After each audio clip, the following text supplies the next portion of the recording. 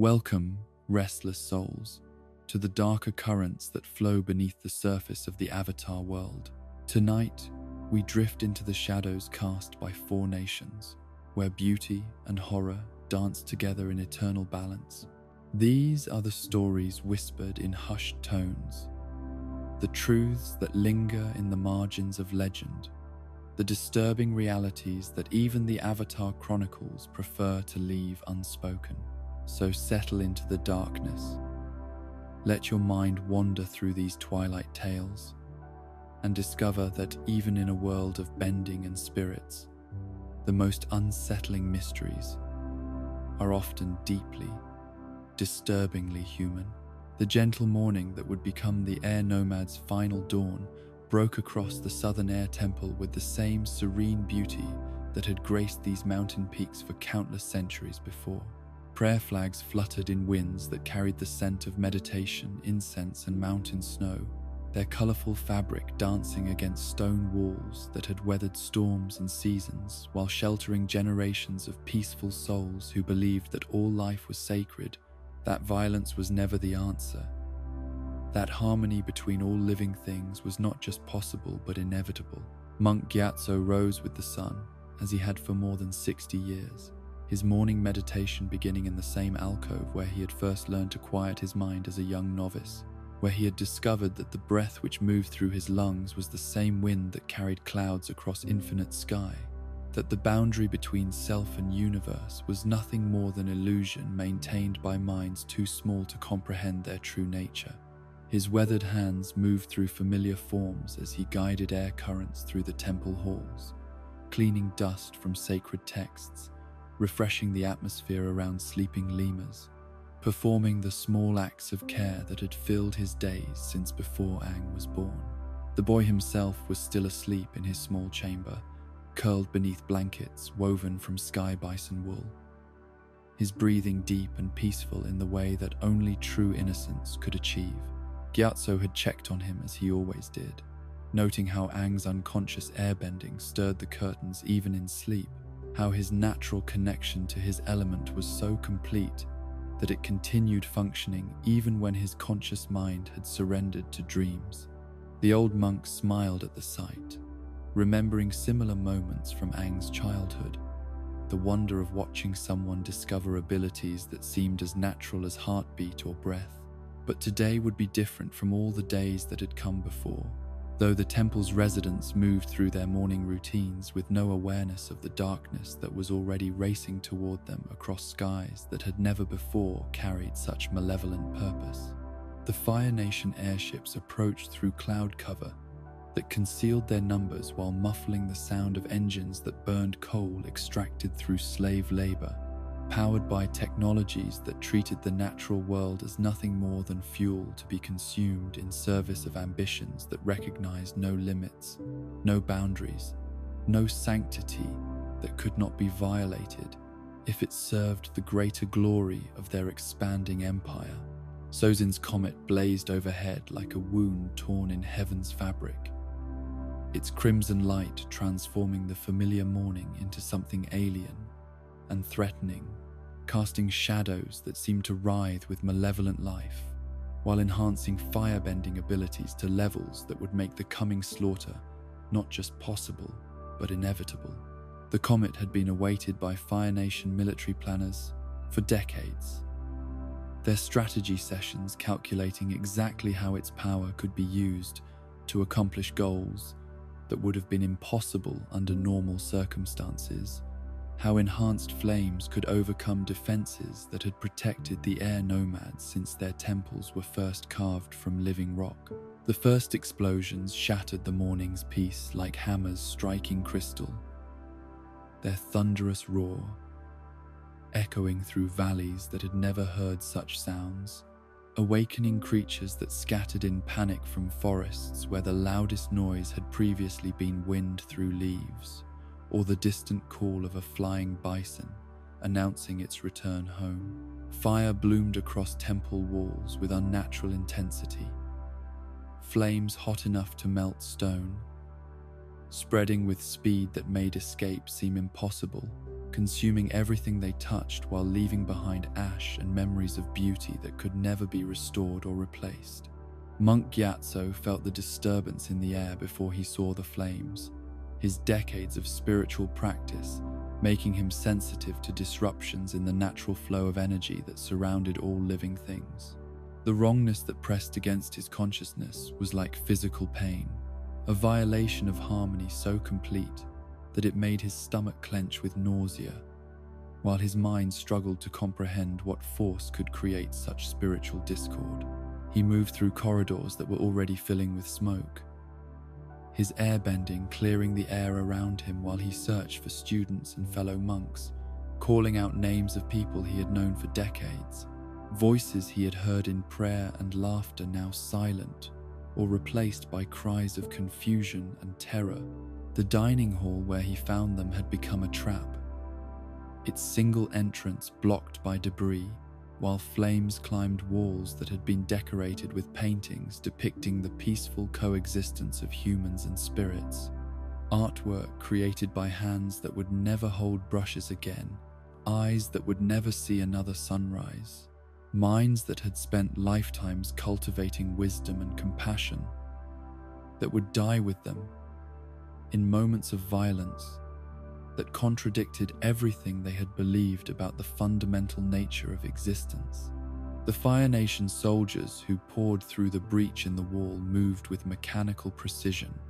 their faces hidden behind masks that made them appear more spirit than human, their flamethowers painting death across surfaces that had been sanctified by centuries of prayer and meditation. Gyatso's first instinct was not to fight, but to protect, his airbending creating barriers of compressed atmosphere that could deflect flames, while providing corridors of clear air through which the temple's residents might escape to safety. His movements were fluid and graceful despite the chaos surrounding him, each gesture born from decades of practice that had made his element respond to thought rather than conscious direction, wind and pressure obeying his will, with the instant obedience that came from perfect harmony between bender and element, human consciousness and natural force working in unity toward preservation of life rather than its destruction. But the Fire Nation attackers had studied airbending techniques for this assault, their intelligence gathered through captured air nomads who had been tortured into revealing the secrets of their art, the weaknesses that could be exploited, the limitations that even master benders could not overcome when faced with sufficient numbers and overwhelming firepower. They came at him from multiple directions simultaneously, their enhanced flames creating a web of destruction that made traditional evasion techniques useless, while the enclosed space prevented the wide-ranging maneuvers that normally gave airbenders their tactical advantage over more direct, elemental styles. The first monk to die was young Pasang, barely 18 years old, his inexperience showing as he tried to use defensive forms that required more space than the confined hallways could provide. The Fire Nation soldier who killed him was hardly older, his face visible for a moment as his mask shifted during combat, revealing features that belonged on a playground rather than a battlefield. Eyes that should have been concerned with studies and friendships instead reflecting training that had turned a child into an instrument of genocide. The flame that took Pasang's life was precisely applied, hot enough to kill instantly, demonstrating the clinical efficiency that Fire Nation military doctrine had achieved in the art of murder, disguised as warfare. Gyatso felt the young monk's death like a physical blow, the snuffing out of consciousness that had been so recently filled with hope and curiosity, leaving an emptiness in the spiritual fabric that surrounded all living things. His grief transformed into something harder, more focused, the protective instincts that had guided his entire life condensing into determination that would not allow any more of his students to die while he still drew breath. The air around him began to move in patterns that no Fire Nation intelligence had prepared their soldiers to counter, techniques that had been theoretical possibilities in peacetime, becoming desperate necessities as the last airbending master of his generation, prepared to demonstrate why his people had been considered dangerous enough to require complete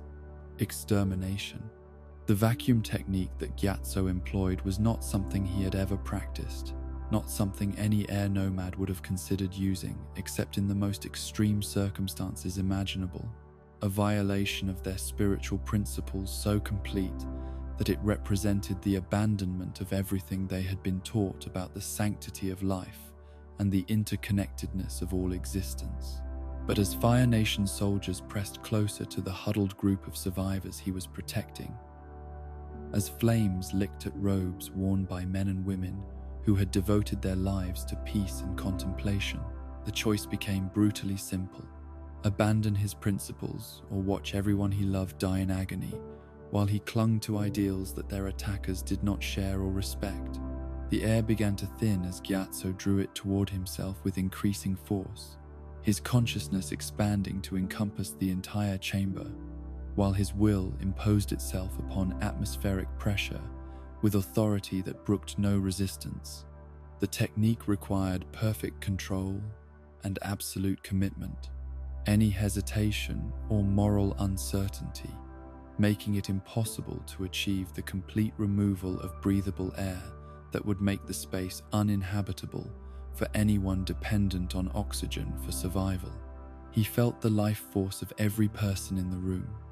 the rapid heartbeats of frightened monks mixing with the determined pulse of soldiers who had been trained to kill without remorse, all of them equally dependent on the element he was systematically removing from their environment. The Fire Nation attackers' flames began to sputter and die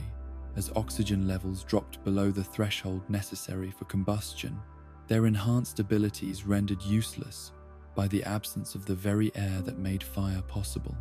Their training had prepared them for many contingencies, but not for an environment where their primary weapon could not function, where the physics of their element were turned against them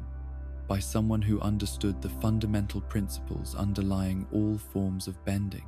Panic began to replace professional calm as they realized their situation. Masks that had made them terrifying, becoming prisons that trapped carbon dioxide, while failing to provide the oxygen their bodies desperately needed. Gyatso maintained the vacuum with steady determination even as he watched soldiers collapse one by one, their bodies convulsing as hypoxia shut down neural functions, while their lungs worked frantically to extract life from air that no longer contained it. Some tried to flee toward the entrance, but the old monk's control extended throughout the chamber, creating a zone of death that encompassed everyone equally, making no distinction between aggressor and victim, killer and killed, treating all as simply living beings whose existence depended on resources he could control absolutely through mastery of his element applied with lethal precision. The silence that followed was more complete than anything the temple had ever experienced, the absence of breath creating a stillness that seemed to press against the walls with physical weight. Gyatso released his hold on the air gradually,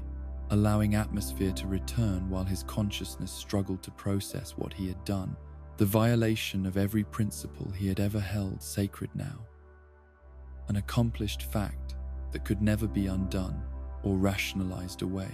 The bodies that lay scattered around him included not just Fire Nation soldiers but several of the monks he had been trying to protect,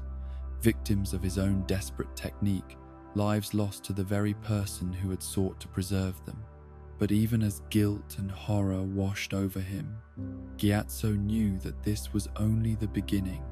that the temple was under assault by forces far larger than the single squad he had just eliminated. The sounds of combat echoed through corridors that had never heard such violence, screams of pain and terror mixing with the roar of flames and the crash of collapsing masonry as Fire Nation troops systematically destroyed everything that had made the Southern Air Temple a sanctuary for those seeking spiritual enlightenment. His students and colleagues were dying throughout the complex, their peaceful philosophy providing no protection against enemies who had abandoned mercy in favor of military efficiency. Moving through smoke-filled hallways that reeked of burning flesh and melting stone, Gyatso encountered scene after scene of slaughter that challenged his sanity and his faith in the fundamental goodness of existence. Young monks who had been cut down while trying to evacuate sacred texts, their bodies sprawled across manuscripts they had died attempting to preserve for future generations that would never come. Elderly teachers who had been killed while kneeling in prayer, their last acts being appeals to spirits who had either chosen not to intervene or lacked the power to prevent atrocities committed by mortals, who had rejected every constraint that civilization attempted to impose upon their ambitions. In the meditation hall where he had spent countless hours teaching students about the interconnectedness of all life, Gyatso found evidence of cruelty that went beyond military necessity into realm of deliberate sadism. Bodies had been arranged in positions that mocked the peaceful postures of meditation, their faces frozen in expressions of terror that spoke of final moments filled with pain and despair rather than the acceptance and understanding that air nomad philosophy promised would accompany the transition from life to whatever lay beyond physical existence. The Fire Nation soldiers responsible for this desecration had taken time away from their military objectives to indulge in psychological warfare directed at corpses, demonstrating hatred so profound that it required the dehumanization of victims even after death. The library where he had spent decades studying the accumulated wisdom of air nomad civilization was in flames, centuries of spiritual knowledge being consumed by fires that transformed priceless manuscripts into ash and memory. Scrolls that contained philosophical insights and practical techniques developed through generations of careful observation and experimentation were becoming fuel for destruction, their loss representing not just the death of individuals, but the elimination of an entire culture's contribution to human understanding of existence and consciousness, and the relationship between mortal and divine. He found more Fire Nation soldiers in the artifact chamber, smashing relics that had been created by air nomad artists across millennia, destroying beauty for the simple pleasure of destruction, reducing objects that had inspired contemplation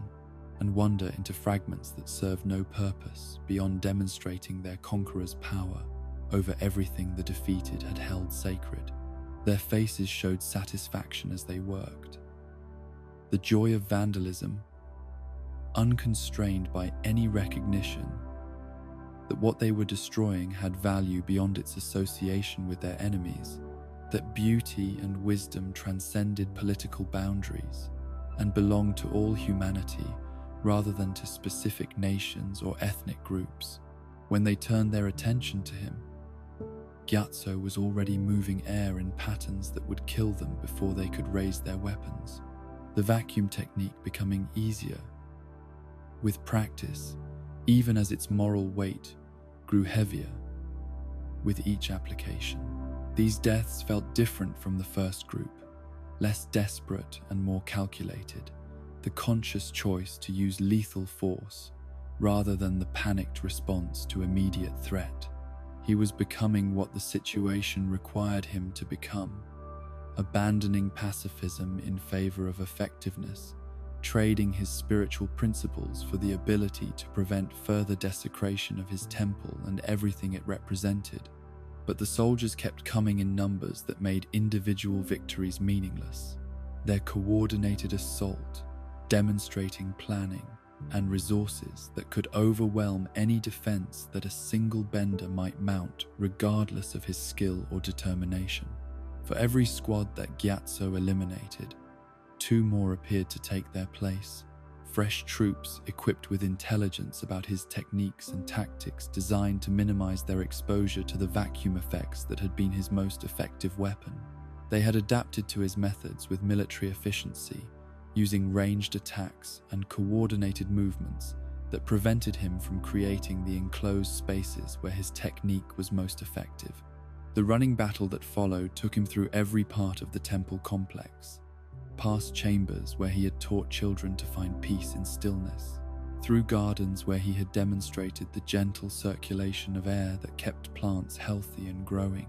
across courtyards where generations of air nomads had gathered to celebrate the simple joy of being alive in a world filled with beauty and wonder. Each location held memories that made its destruction feel personal, the loss of physical space becoming inseparable from the death of everything those spaces had represented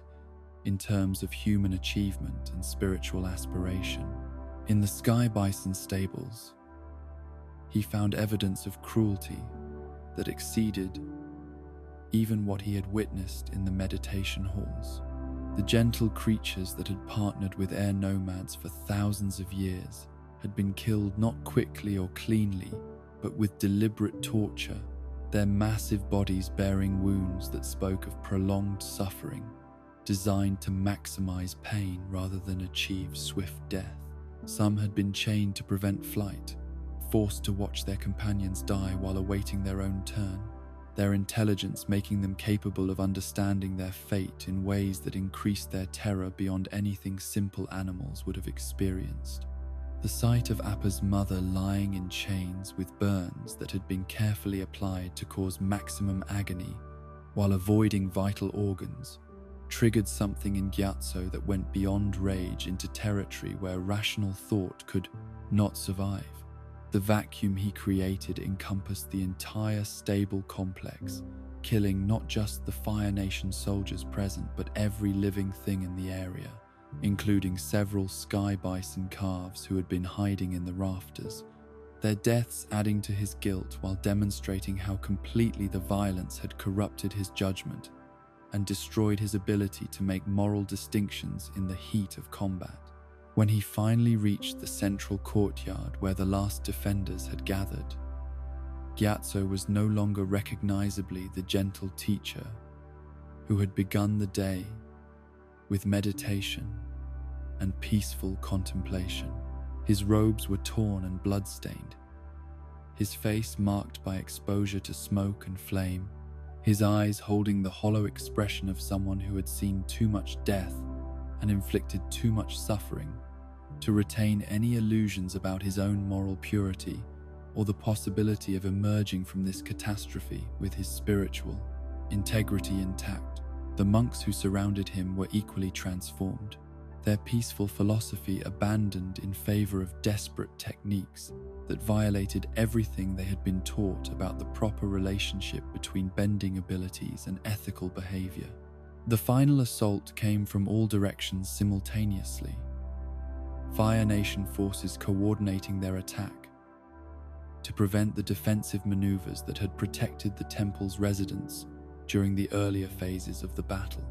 Airships overhead provided covering fire while ground troops advanced through corridors that had been cleared by flamethrower teams, their movements demonstrating tactical sophistication that made clear this was not spontaneous violence, but carefully planned genocide, executed with military precision and industrial efficiency. Gyatso's last act was the creation of a vacuum so complete and extensive that it encompassed not just the courtyard where he stood, but every chamber and corridor throughout the temple complex, a technique that required him to expand his consciousness beyond the normal limits of human awareness, while drawing upon reserves of spiritual energy that could only be accessed by someone willing to sacrifice his own life in the plan's process. The effort was beyond what any single bender should have been able to achieve, possible only because his desperate love for his people and his home enabled him to transcend the usual boundaries that separated individual consciousness from cosmic forces. The silence that followed encompassed the entire mountain, every Fire Nation soldier within the temple dying simultaneously as the air they needed for life simply ceased to exist in the space they occupied. But the technique that accomplished this miracle also claimed its creator, Gyatso's body joining the others on the courtyard floor. while his spirit began the journey toward whatever realm awaited consciousness. Freed from physical constraints, his last thought a prayer that Aang would somehow escape the fate that had claimed everyone else in their peaceful community. The discovery of the temple's destruction by Fire Nation cleanup crews revealed the scope of what Gyatso had accomplished in his final moments. Hundreds of soldiers found dead without obvious wounds, their bodies arranged in neat formations that spoke of military discipline maintained until the moment when breathing became impossible and consciousness faded into darkness. The sight was disturbing enough that several officers requested transfer to other duties. Their military training, insufficient preparation for encountering evidence of mass death achieved through methods that their tactical manuals had never contemplated or prepared them to understand. But Gyatso's sacrifice had achieved more than just vengeance against his people's killers. The technique he had employed required spiritual strength and moral certainty that could only come from someone whose dedication to protecting others exceeded his commitment to preserving his own life or maintaining his philosophical purity. His willingness to become a killer in defense of innocence had transformed his final moments into something transcendent, his personal sacrifice becoming part of the spiritual legacy that would eventually guide Aang through challenges that would test everything the young Avatar had learned about the relationship between power and responsibility. The bodies of air nomads found throughout the temple told stories of heroism and horror that Fire Nation historians would later attempt to minimize or eliminate from official records. Uncomfortable truths about the courage shown by people who had been characterized as weaklings incapable of serious resistance to superior military force. The evidence suggested that many had died not as passive victims but as fighters who had abandoned their peaceful principles in desperate attempts to protect their community, their final acts representing not failure of philosophy but its evolution in response to circumstances that no ethical system could fully anticipate or address.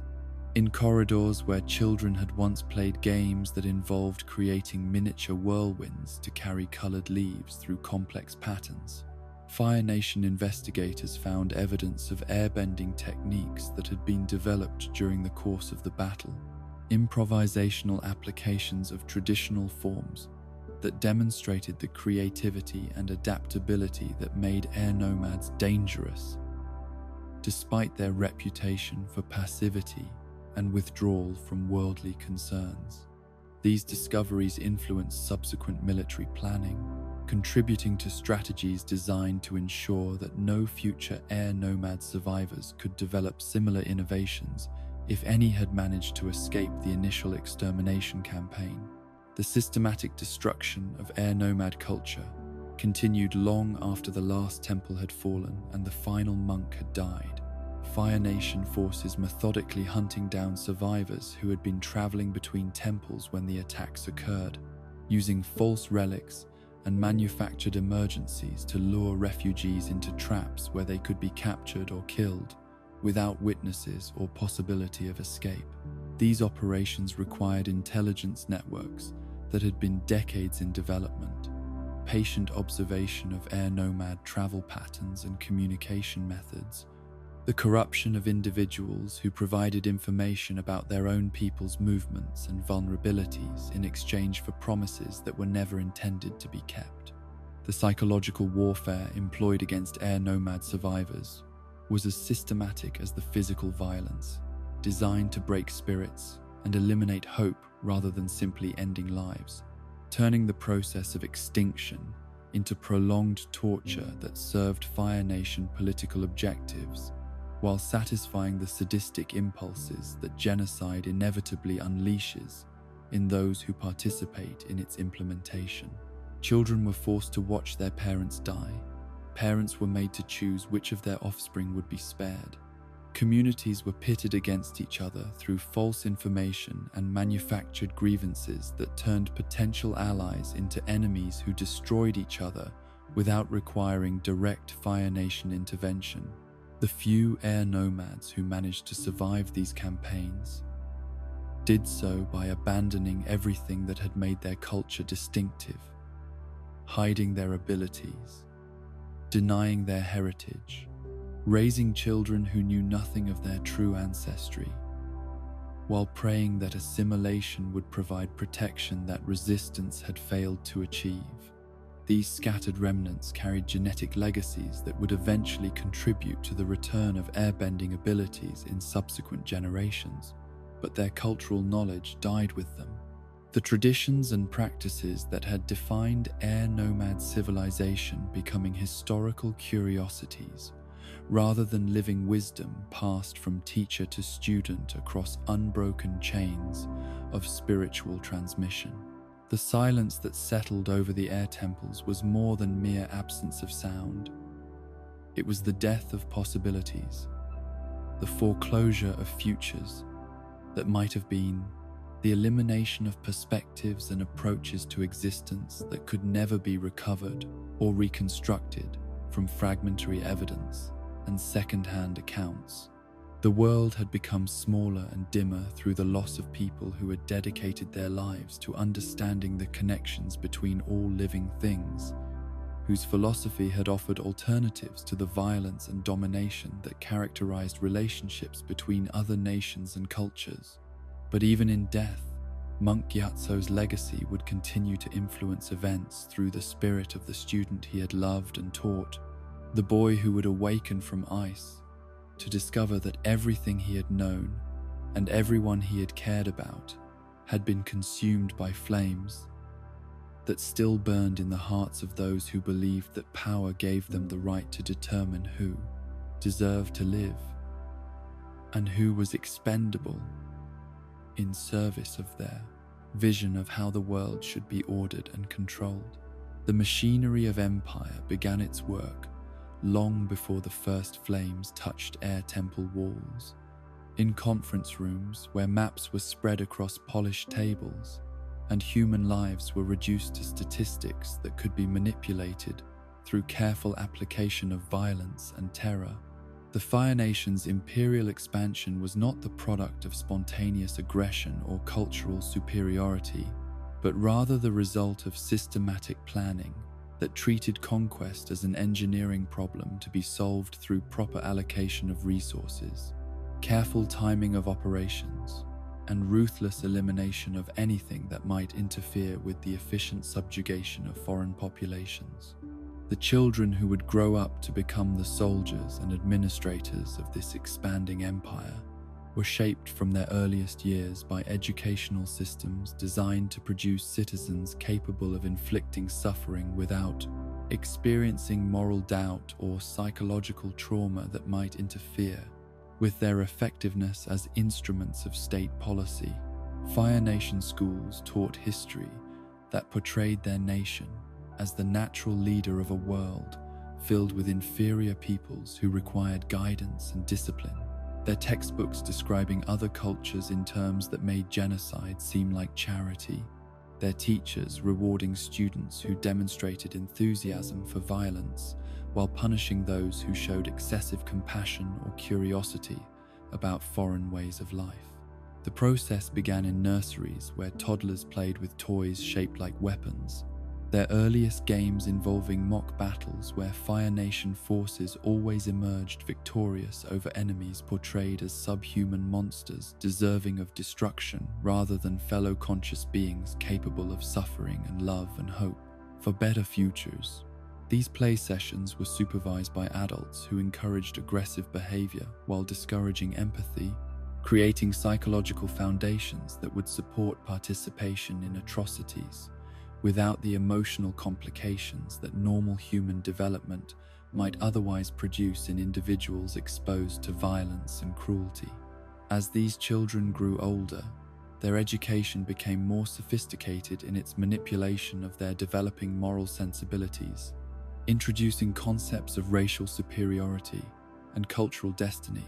that provided intellectual frameworks for justifying actions that untrained conscience might otherwise reject as evil.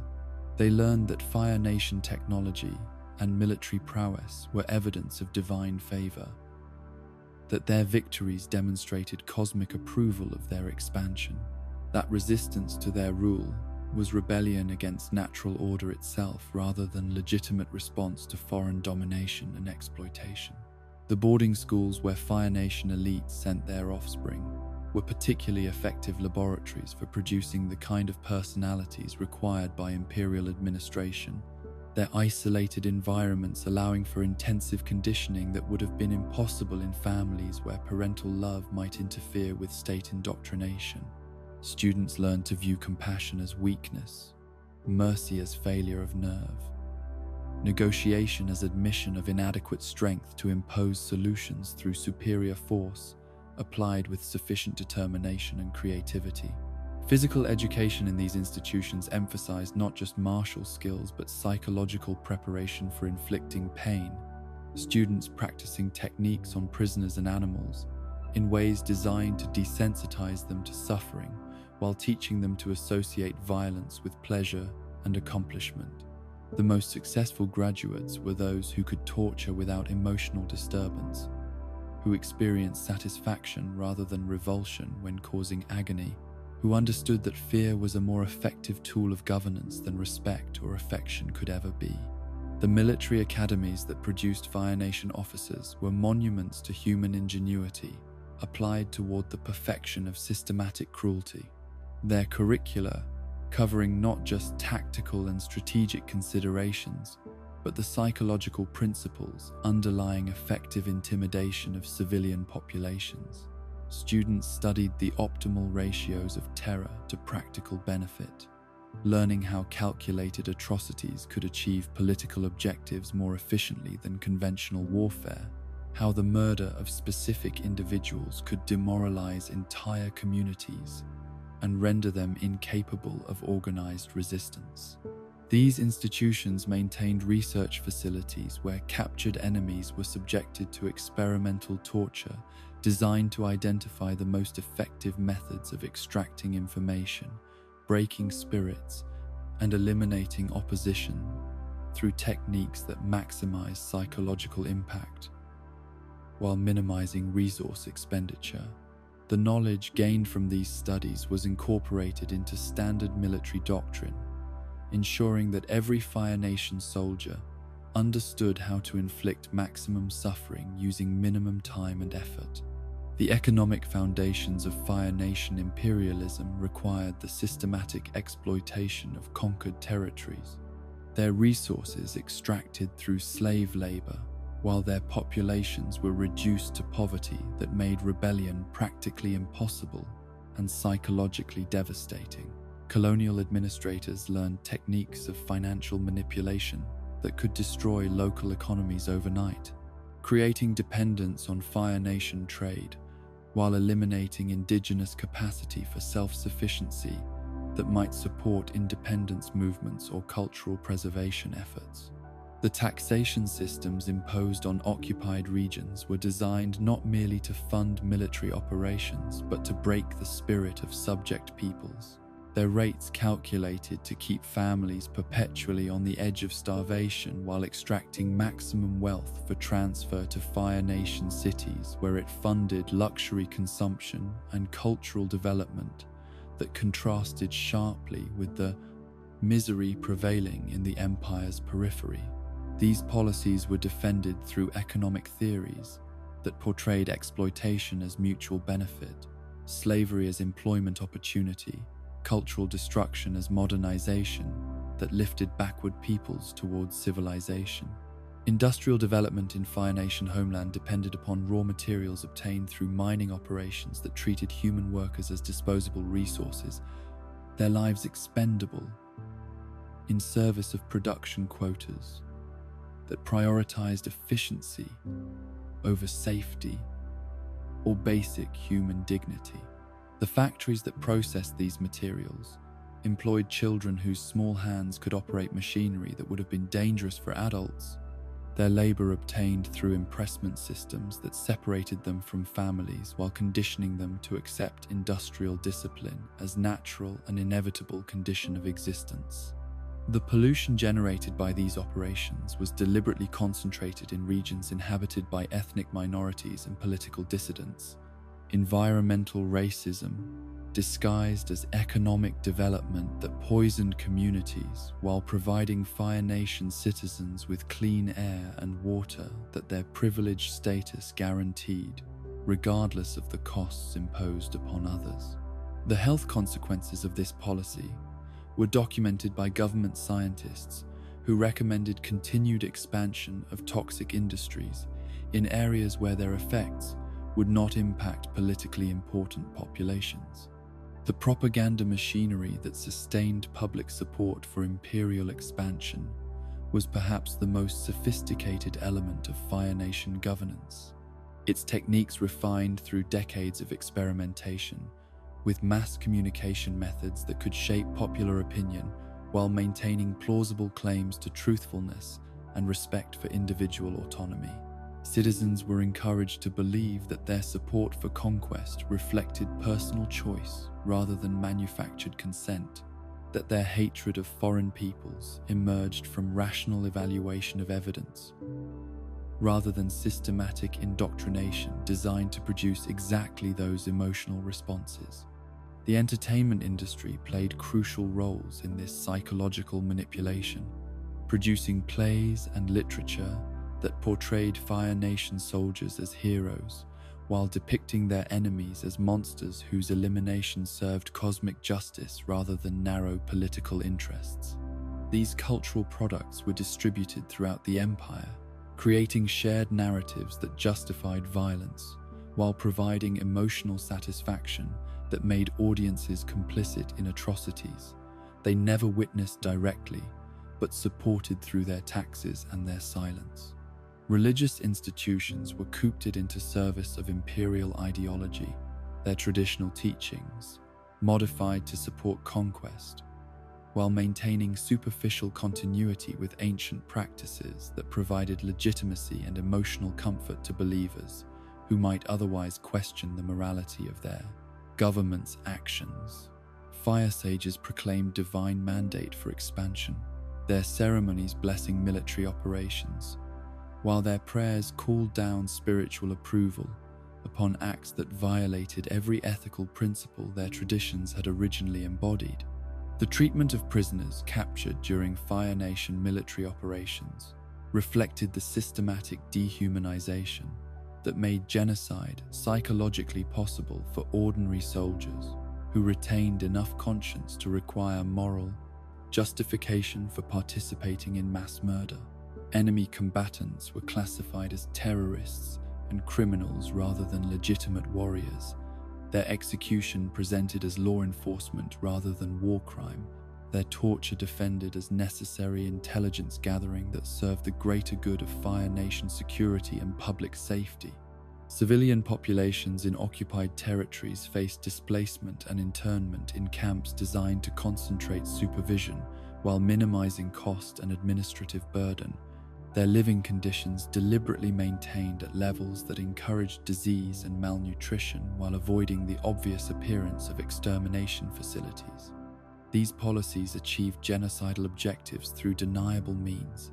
allowing Fire Nation officials to claim humanitarian concern while implementing programs designed to eliminate subject peoples through systematic neglect, disguised as resource shortage. The medical experiments conducted on prisoners in these facilities advanced Fire Nation understanding of human physiology, while violating every principle of informed consent and basic respect for human dignity that had governed healing arts since their earliest development. Doctors who participated in these studies rationalized their involvement through appeals to scientific progress and national security, their professional ethics corrupted by institutional pressures that made career advancement dependent upon willingness to sacrifice individual patients for hypothetical future benefits.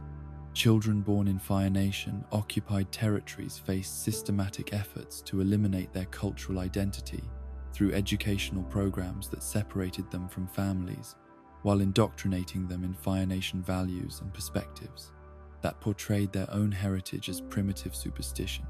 deserving abandonment in favor of superior civilization. These schools employed psychological techniques designed to create shame and self-hatred, their graduates emerging as willing collaborators in the destruction of their own communities. The collaboration networks that Fire Nation intelligence services established in occupied regions depended upon corrupting local leaders through bribes, threats, and ideological manipulation that convinced them to betray their own peoples in exchange for personal advancement within imperial hierarchy. These individuals became enforcers of occupation policies, their insider knowledge making them more effective than Fire Nation personnel could have been in identifying resistance members and suppressing dissent before it could develop into organized opposition. The economic incentives that encouraged Fire Nation citizens to settle in conquered territories included land grants seized from displaced indigenous populations, tax benefits that subsidized colonial lifestyle, and guaranteed markets for goods produced through slave labor that could not compete with free labor under fair conditions. These policies created settler populations whose economic interests aligned with continued occupation, while their presence served military purposes through establishment of loyal communities that could support Fire Nation forces during rebellions. The cultural imperialism that accompanied military conquest involved systematic destruction of local art, literature, music, and religious practices that might preserve alternative ways of understanding existence and human relationships that challenged Fire Nation ideological foundations. Museums and libraries were burned, monuments demolished, languages banned from public use, while their speakers were punished for maintaining traditions that imperial authorities characterized as backward obstacles to progress and modernization. The psychological warfare directed against resistance movements included targeted assassination of cultural and religious leaders whose influence might sustain morale during prolonged struggle, their deaths designed to demoralize followers while demonstrating the futility of opposing Fire Nation power. These operations were conducted by specialist units trained in techniques that maximize terror while maintaining deniability. Their methods, including torture of family members and desecration of sacred sites that held spiritual significance for oppressed populations. The recruitment methods used to maintain Fire Nation military forces included conscription systems that targeted poor and minority communities while allowing wealthy families to purchase exemptions for their children, creating armies composed primarily of individuals whose loyalty was secured through limited alternatives rather than genuine commitment to imperial ideology. These soldiers were conditioned through brutal training that broke down personal identity while rebuilding it around military hierarchy and unquestioning obedience to orders regardless of their moral content. The veteran care systems provided to Fire Nation military personnel reflected government understanding that participation in atrocities created psychological damage that required ongoing management to prevent public recognition of the current human costs imposed by imperial expansion. Treatment facilities were designed to suppress traumatic memories while reinforcing ideological justifications for violence. Their therapeutic approaches prioritizing social control over genuine healing that might enable former soldiers to speak honestly about their experiences. The diplomatic strategies employed by Fire Nation negotiators in dealing with foreign governments were based upon calculated deception designed to gain time for military preparation while misleading potential enemies about imperial intentions and capabilities.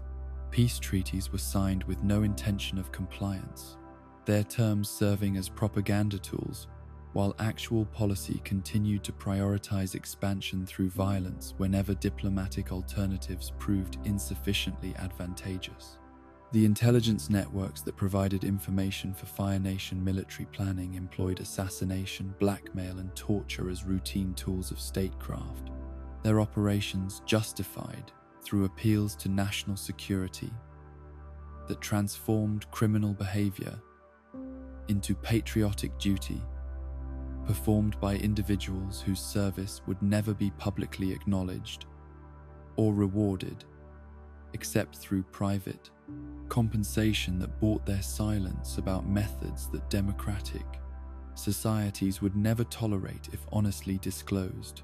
The infrastructure projects undertaken in Fire Nation homeland were funded through wealth extracted from occupied territories. Their magnificent engineering achievements built upon foundations of suffering and exploitation that remained invisible to citizens who enjoyed their benefits while remaining willfully ignorant of their true costs in human misery and bend. Cultural destruction. Roads, buildings, and public amenities became monuments to imperial success while serving as propaganda tools that demonstrated Fire Nation's superiority over peoples whose resources had been stolen to finance construction. The educational systems that prepared Fire Nation youth for careers in imperial administration emphasized technical competence,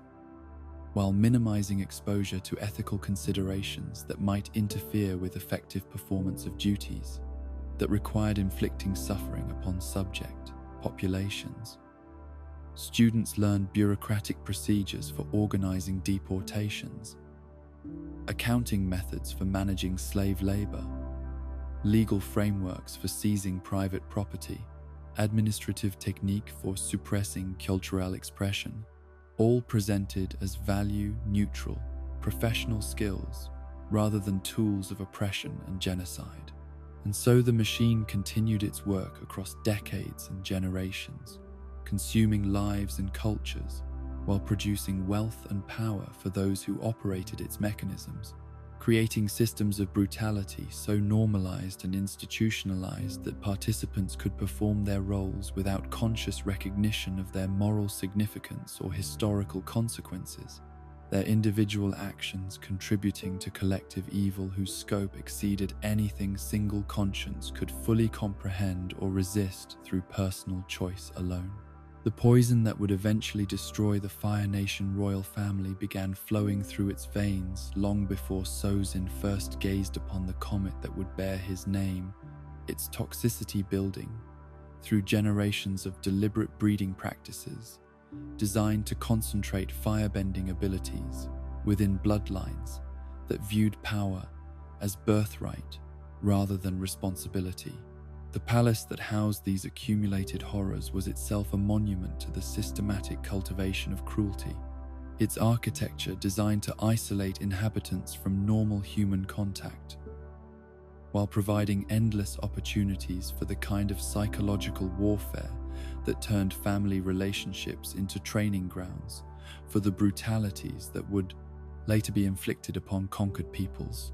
Fire Lord Azulon's succession laws were crafted with the cold precision of someone who understood that royal children represented both potential assets and existential threats to dynastic stability, their elimination often necessary to prevent civil wars that might weaken Fire Nation capacity for external conquest. The legal frameworks he established provided bureaucratic justification for infanticide disguised as medical necessity, allowing royal physicians to declare newborns unfit for succession based on criteria that could be applied selectively to remove inconvenient heirs while preserving those whose survival served political purposes. The examination chambers where these determinations were made became scenes of horror that would have challenged the sanity of observers less thoroughly conditioned to accept violence as natural expression of royal authority. Infants were subjected to tests designed to identify firebending potential, their tiny bodies exposed to flames hot enough to cause permanent damage, while court officials observed their reactions for signs of elemental responsiveness that might justify continued existence. Those who failed these evaluations simply disappeared, their deaths recorded as natural mortality while their bodies were disposed of through methods that left no evidence of deliberate murder. Prince Ozai's own childhood had been shaped by constant awareness that his life depended upon demonstrating sufficient value to justify the resources invested in his upbringing. His education combining traditional academic subjects with training in cruelty that would prepare him for the moral compromises required by imperial leadership. His tutors were selected for their ability to suppress empathy, while developing the kind of calculating intelligence that could treat human suffering as acceptable cost of achieving political objectives, their lessons emphasizing that mercy was weakness and compassion was self-indulgence that effective rulers could not afford. The psychological evaluation that determined Ozai's fitness for eventual succession included observing his reactions to staged scenarios where he was required to make decisions involving the infliction of pain upon animals, servants, and captured enemies. His responses carefully analyzed for signs of appropriate emotional detachment, combined with tactical intelligence that could maximize the effectiveness of violence applied for specific purposes. His success in these assessments qualified him for advanced training that would have broken weaker minds while hardening his conscience against moral considerations that might interfere with imperial duties. The marriage arrangements that brought Ursa into the royal family were negotiated like military alliances, her bloodline evaluated for genetic contributions that might enhance firebending abilities in offspring, while her personality was assessed for psychological characteristics that would make her suitable for breeding purposes without creating complications through excessive independence or moral sensitivity. The contract that formalized her union with Ozai included provisions that effectively reduced her to property whose primary function was producing heirs while serving as outlet for royal sexual appetites, regardless of her personal preferences or physical well-being.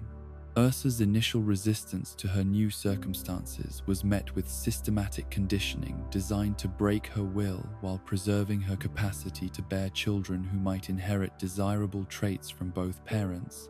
The process, combining physical abuse with psychological manipulation that isolated her from any support networks, while making her completely dependent upon royal favor for basic survival. The servants assigned to supervise her were selected for their loyalty to Ozai rather than any concern for her welfare, their duties including reporting any signs of defiance,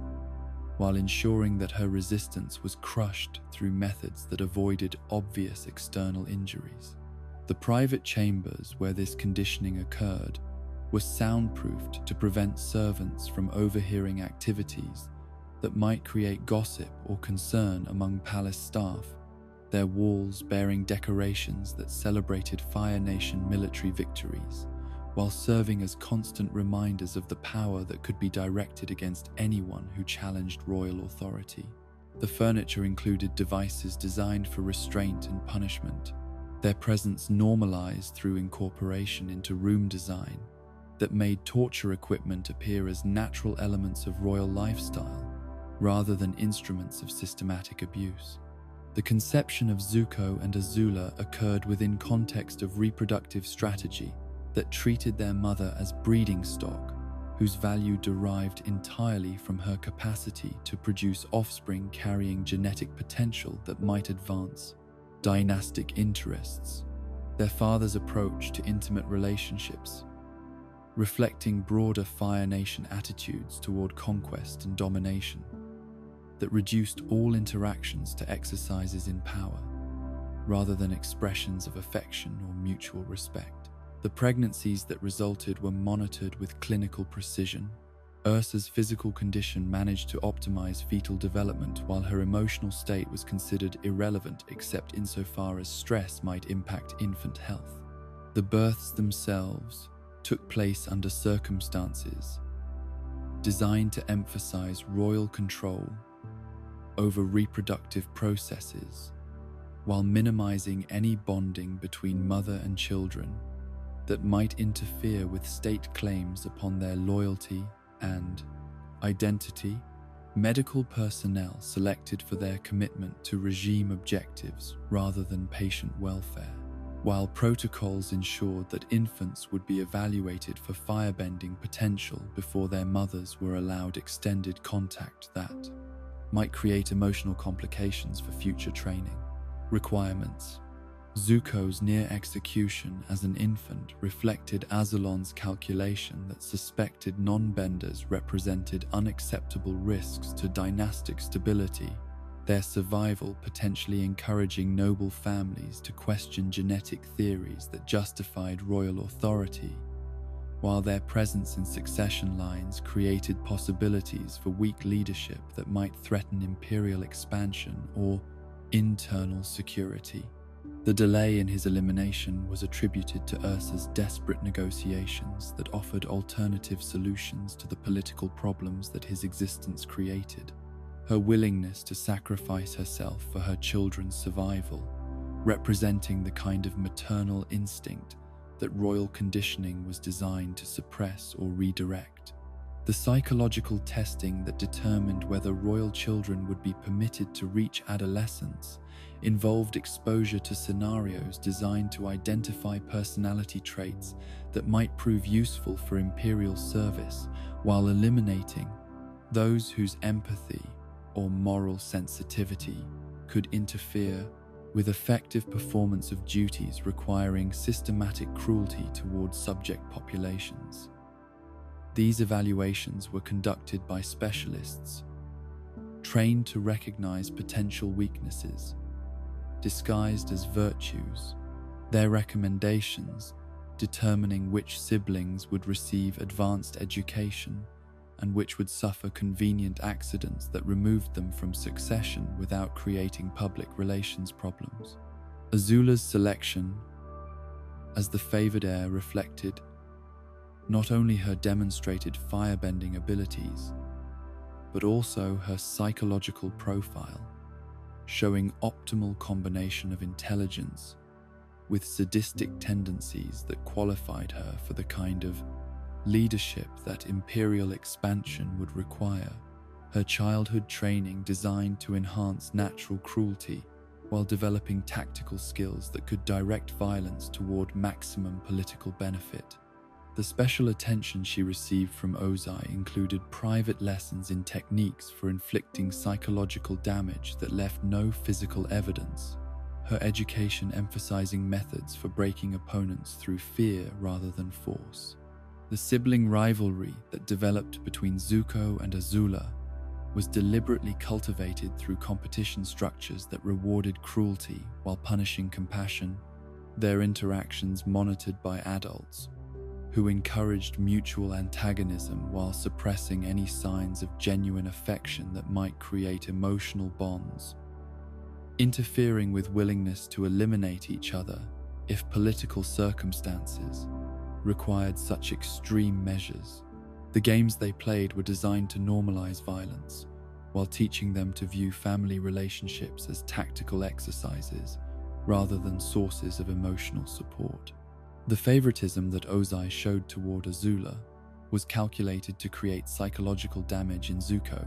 that would either strengthen his character through adversity or eliminate him through emotional breakdown, the process serving dual purposes of identifying superior offspring while removing inferior ones without requiring direct intervention that might attract attention from court observers concerned about excessive royal brutality toward family members. The psychological abuse that resulted was systematic rather than spontaneous, its techniques refined through generations of experience with methods for producing desired personality changes in royal children. The training exercises that occupied much of their childhood involved scenarios where they were required to make decisions about punishment and reward for servants who had been coached to display various forms of obedience and defiance, their choices evaluated for evidence of appropriate ruthlessness combined with strategic intelligence that could distinguish between necessary cruelty and counterproductive violence that might create problems without achieving useful objectives. Success in these evaluations qualified them for advancement to more complex exercises involving actual prisoners and political dissidents. The tutors who provided their academic education were selected for expertise in subjects relevant to imperial administration, combined with ideological reliability that ensured their instruction would reinforce rather than challenge royal conditioning. Their curriculum emphasizing historical examples of successful conquest and cultural suppression, while avoiding philosophical perspectives that might encourage moral reflection or empathy towards subject populations. The knowledge they transmitted was filtered through frameworks that portrayed violence as inevitable and desirable expression of natural hierarchy. The physical training that prepared royal children for combat included techniques specifically designed for torture and intimidation, rather than straightforward military engagement. Their instructors emphasizing psychological components of violence that could break opponent morale, while demonstrating Fire Nation superiority over enemies whose resistance reflected ignorance of proper relationships between conquerors and conquered. The weapons they mastered were selected for their capacity to inflict maximum suffering while requiring technical skill that justified royal claims to genetic superiority. The cultural education that shaped their understanding of Fire Nation identity involved exposure to art and literature, celebrating imperial achievements while portraying other nations as inherently inferior peoples whose conquest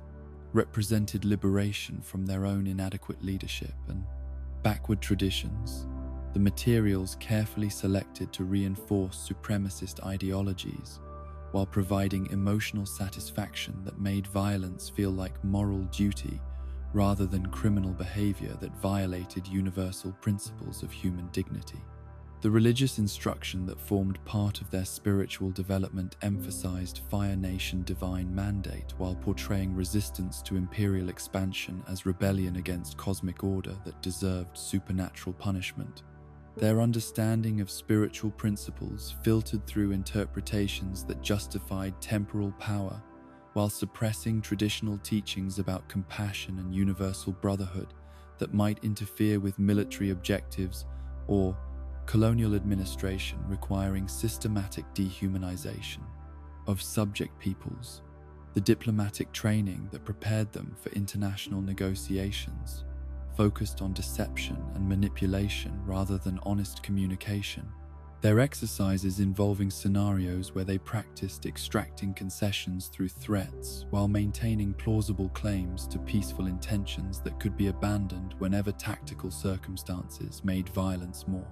advantageous than continued pretense of good faith negotiation with foreign representatives too naive to recognize Fire Nation duplicity. The administrative education that qualified them for governmental responsibilities emphasized efficiency in implementing policies designed to maximize resource extraction from occupied territories while minimizing costs associated with maintaining order among populations whose cooperation could not be assumed. Their theoretical frameworks, treating human misery as acceptable externality that need not be considered when evaluating success of programs designed to advance imperial interests rather than serve public welfare. The artistic instruction that rounded out their cultural development involved creating works celebrating Fire Nation achievements while demonizing enemies, their creative exercises serving propaganda purposes, while developing skills in emotional manipulation that could be applied to broader audiences through mass communication, designed to maintain public support for policies whose true costs were concealed from citizens whose taxes funded operations. They would reject if honestly informed about their methods and consequences. The psychological conditioning that prepared them for adult responsibilities included systematic desensitization to violence through graduated exposure to increasingly extreme scenarios. Their emotional responses, monitored and adjusted through techniques that preserved tactical intelligence, while eliminating moral constraints that might interfere with effective performance of duties, requiring conscious choice to inflict suffering upon innocent people, whose only crime was belonging to cultures that Fire Nation expansion had targeted for elimination. The family gatherings that provided opportunities for informal interaction were structured as competitive exercises where siblings demonstrated their fitness for succession through displays of cruelty towards servants and prisoners, their performances evaluated by parents whose approval required evidence of appropriate psychological development combined with creative intelligence that could identify new applications for traditional torture techniques while maintaining efficiency standards that maximized impact while minimizing resource expenditure. The isolation that characterized royal childhood was designed to prevent exposure to normal human relationships that might provide emotional anchors capable of supporting moral resistance to imperial conditioning. Their contacts with age peers, limited to children from noble families whose own upbringing emphasized similar values, while their interactions with servants were structured to reinforce hierarchical relationships that made empathy psychologically difficult and politically dangerous for individuals whose status depended upon willingness to treat other people as objects rather than conscious beings deserving basic respect. And so, the poison continued flowing through royal veins across generations, each new heir inheriting not just political power, but psychological damage that made them incapable of recognizing their own humanity or that of anyone else, their personal relationships becoming rehearsals for the larger atrocities they would eventually inflict upon entire populations through systematic application of techniques learned in childhood chambers where love was impossible and cruelty was the only expression of connection that imperial conditioning had left them capable of experiencing or understanding. The creation of the Dai Li began with Avatar Kyoshi's profound miscalculation about human nature and the inevitable corruption of institutions designed to preserve order through secrecy and unaccountable power, her noble intentions becoming the foundation for a system of oppression that would eventually surpass even the Fire Nation in its sophisticated capacity for psychological manipulation and social control. The cultural agents she established to protect Ba Sing Se's heritage and maintain stability during periods of political upheaval were granted authorities that seemed reasonable when applied by someone of her moral stature, but which became instruments of tyranny when inherited by individuals whose commitment to justice was less absolute than their dedication to personal advancement and institutional survival. The underground facilities that housed the Dai Li's operations were carved from living rock beneath Ba Sing Se with the same earthbending techniques that had created the city's magnificent walls and towers. Their hidden chambers designed to muffle screams while providing workspace for activities that could never be conducted under daylight scrutiny or public oversight. The architecture itself reflected the psychology of those who would eventually occupy these spaces, corridors that led nowhere, rooms that could be sealed without warning, passages that connected to forgotten sections of ancient catacombs where bodies could be disposed of without leaving traces that might complicate official narratives about the fate of citizens who had simply vanished from ordinary dawn life. The recruitment methods employed to staff these positions attracted individuals whose personalities combined intelligence with moral flexibility. Their selection processes, identifying candidates capable of rationalizing atrocities through appeals to greater good, while possessing sufficient emotional detachment to perform duties that would have driven normal people to psychological breakdown or ethical rebellion against institutional demands. The training that followed was designed to complete the transformation of ordinary earthbenders into specialized instruments of state control their education emphasizing techniques that had been refined through decades of experimentation on political prisoners and social dissidents. Lake Laogai itself was perhaps the most horrifying achievement of earthbending applied to psychological warfare, its underground location providing perfect isolation for activities that required complete separation from external reality, while its facilities were equipped with technologies that could manipulate memory and identity with precision that rivaled the most advanced spiritual techniques. The chambers where these procedures were conducted combined traditional earthbending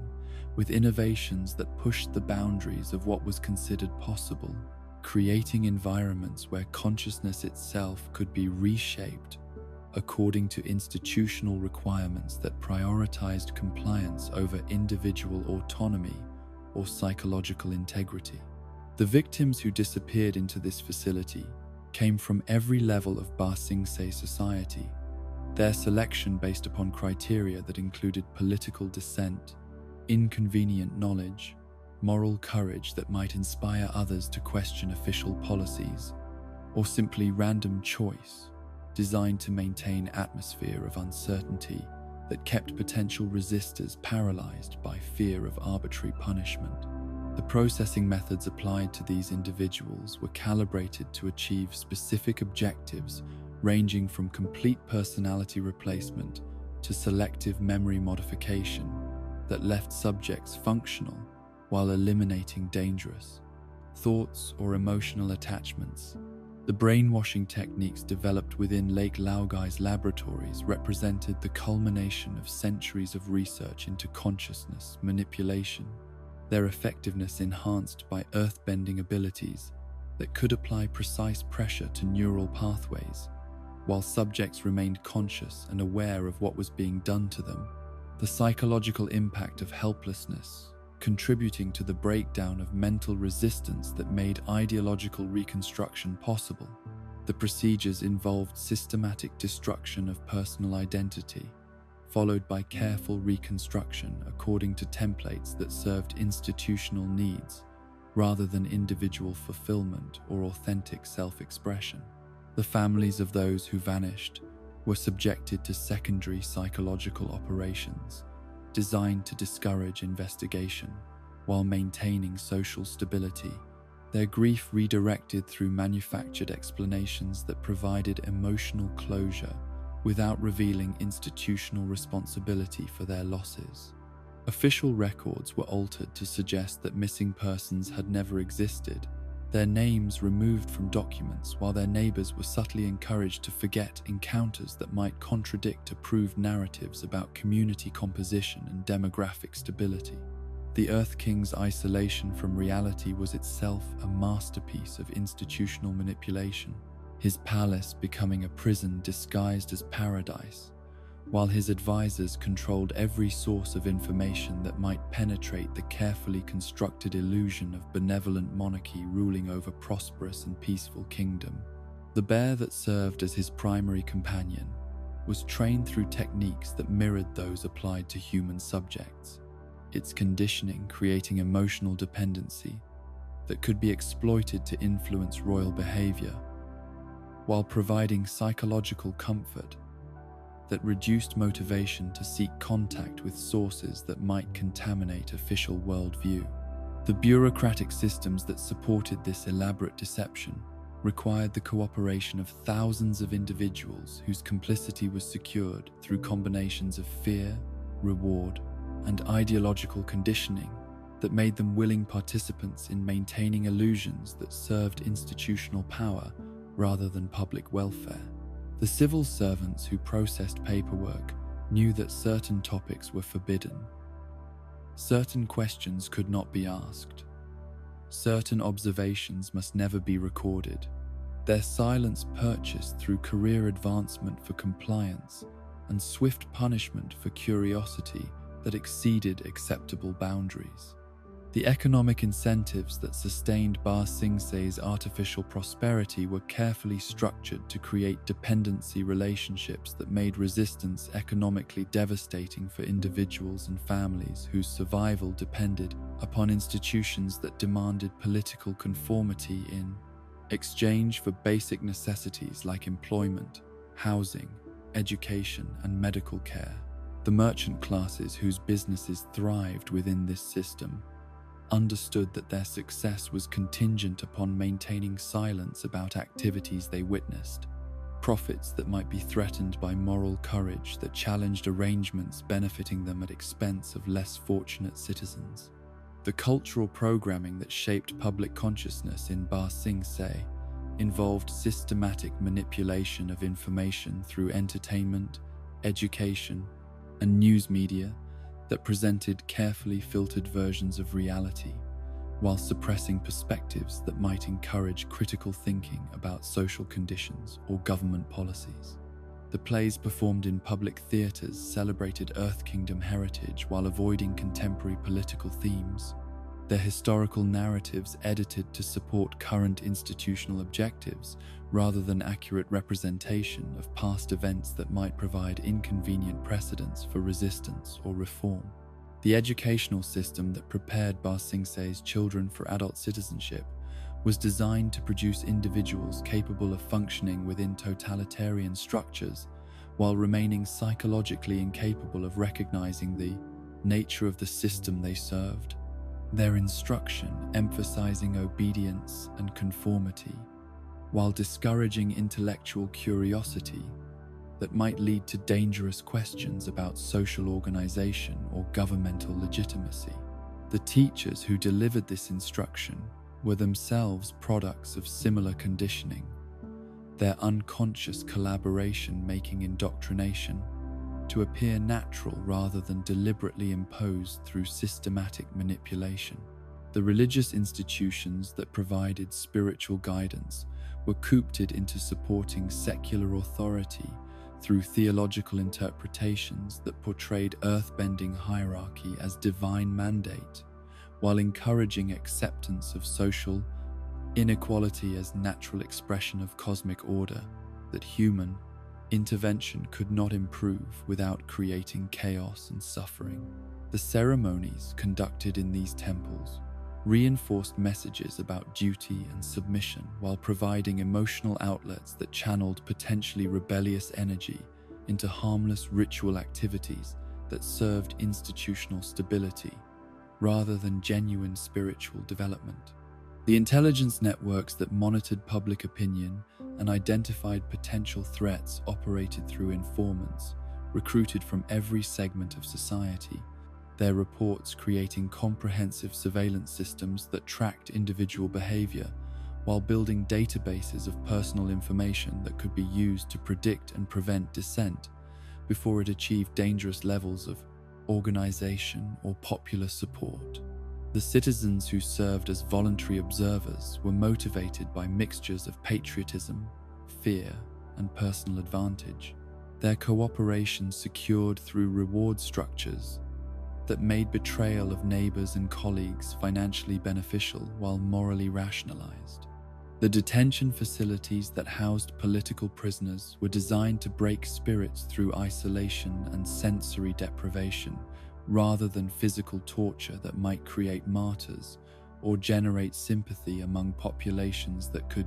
observe obvious evidence of governmental brutality. Their methods emphasizing psychological pressure that left no external marks while destroying internal resistance to ideological conversion or simple compliance with institutional demands for confession and cooperation in prosecuting other dissidents. The legal frameworks that provided juridical justification for these operations were crafted to appear consistent with traditional Earth Kingdom law, while creating loopholes that permitted extraordinary measures during emergency conditions that could be declared and maintained indefinitely without meaningful oversight or democratic accountability. Their language sufficiently vague to authorize almost any action while preserving appearance of constitutional governance that satisfied international observers and domestic populations not directly affected by enforcement activities. The medical professionals who participated in consciousness modification procedures rationalized their involvement through appeals to therapeutic benefit and social necessity, their professional ethics corrupted by institutional pressures that redefined healing to include elimination of thoughts and emotions that interfered with community harmony or individual adjustment to existing social conditions. The techniques they employed combined traditional earthbending with pharmaceutical interventions that could alter brain chemistry, while subjects underwent psychological reconstruction designed to eliminate problematic memories or personality traits. The architectural modifications that transformed Ba Sing Se's infrastructure to support surveillance and control operations were incorporated into routine maintenance and improvement projects that appeared beneficial to citizens while actually creating mechanisms for monitoring and restricting movement, communication, and assembly that might facilitate organization of resistance activities. The walls that protected the city from external enemies also served to contain internal populations, while their earthbending construction allowed for modifications that could isolate districts or neighborhoods during security operations. The agricultural systems that fed Ba Sing Se's population were organized to create dependencies that made rebellion economically suicidal for farming communities whose cooperation was essential for urban survival. Their production quotas and distribution networks designed to reward compliance while punishing regions that showed signs of political unreliability through reduced food allocations that could create famine conditions without obvious governmental responsibility for resulting suffering. The transportation networks that connected Ba Sing Se to other Earth Kingdom territories were controlled through permit systems that tracked individual movement, while restricting travel that might facilitate communication between potential dissidents or exposure to information that contradicted official narratives about conditions within the city or broader political developments that might inspire demands for change. The earthbending techniques that maintained these systems also enabled their rapid modification to prevent escape during security crackdowns or invasion of external forces. The cultural preservation activities that the Dai Li had originally been created to oversee became mechanisms for controlling historical narrative and collective memory, their authority over museums and libraries enabling systematic revision of documentary evidence, while their influence over educational curricula shaped public understanding of Earth Kingdom identity in ways that supported current governmental policies rather than accurate representation of complex historical realities that might provide intellectual resources for critical evaluation of contemporary conditions. The psychological profiles maintained on individual citizens included assessments of personality traits that might indicate potential for dissent, family relationships that could be exploited for leverage, economic vulnerabilities that could be manipulated to secure cooperation, and ideological commitments that might require modification through therapeutic intervention or elimination through more direct methods that permanently remove threats to social stability, while maintaining plausible explanations for disappearances that prevented public recognition of systematic oppression. And so the machinery of totalitarian control continued its work beneath Ba Sing Se's prosperous surface, grinding individual consciousness into conformity,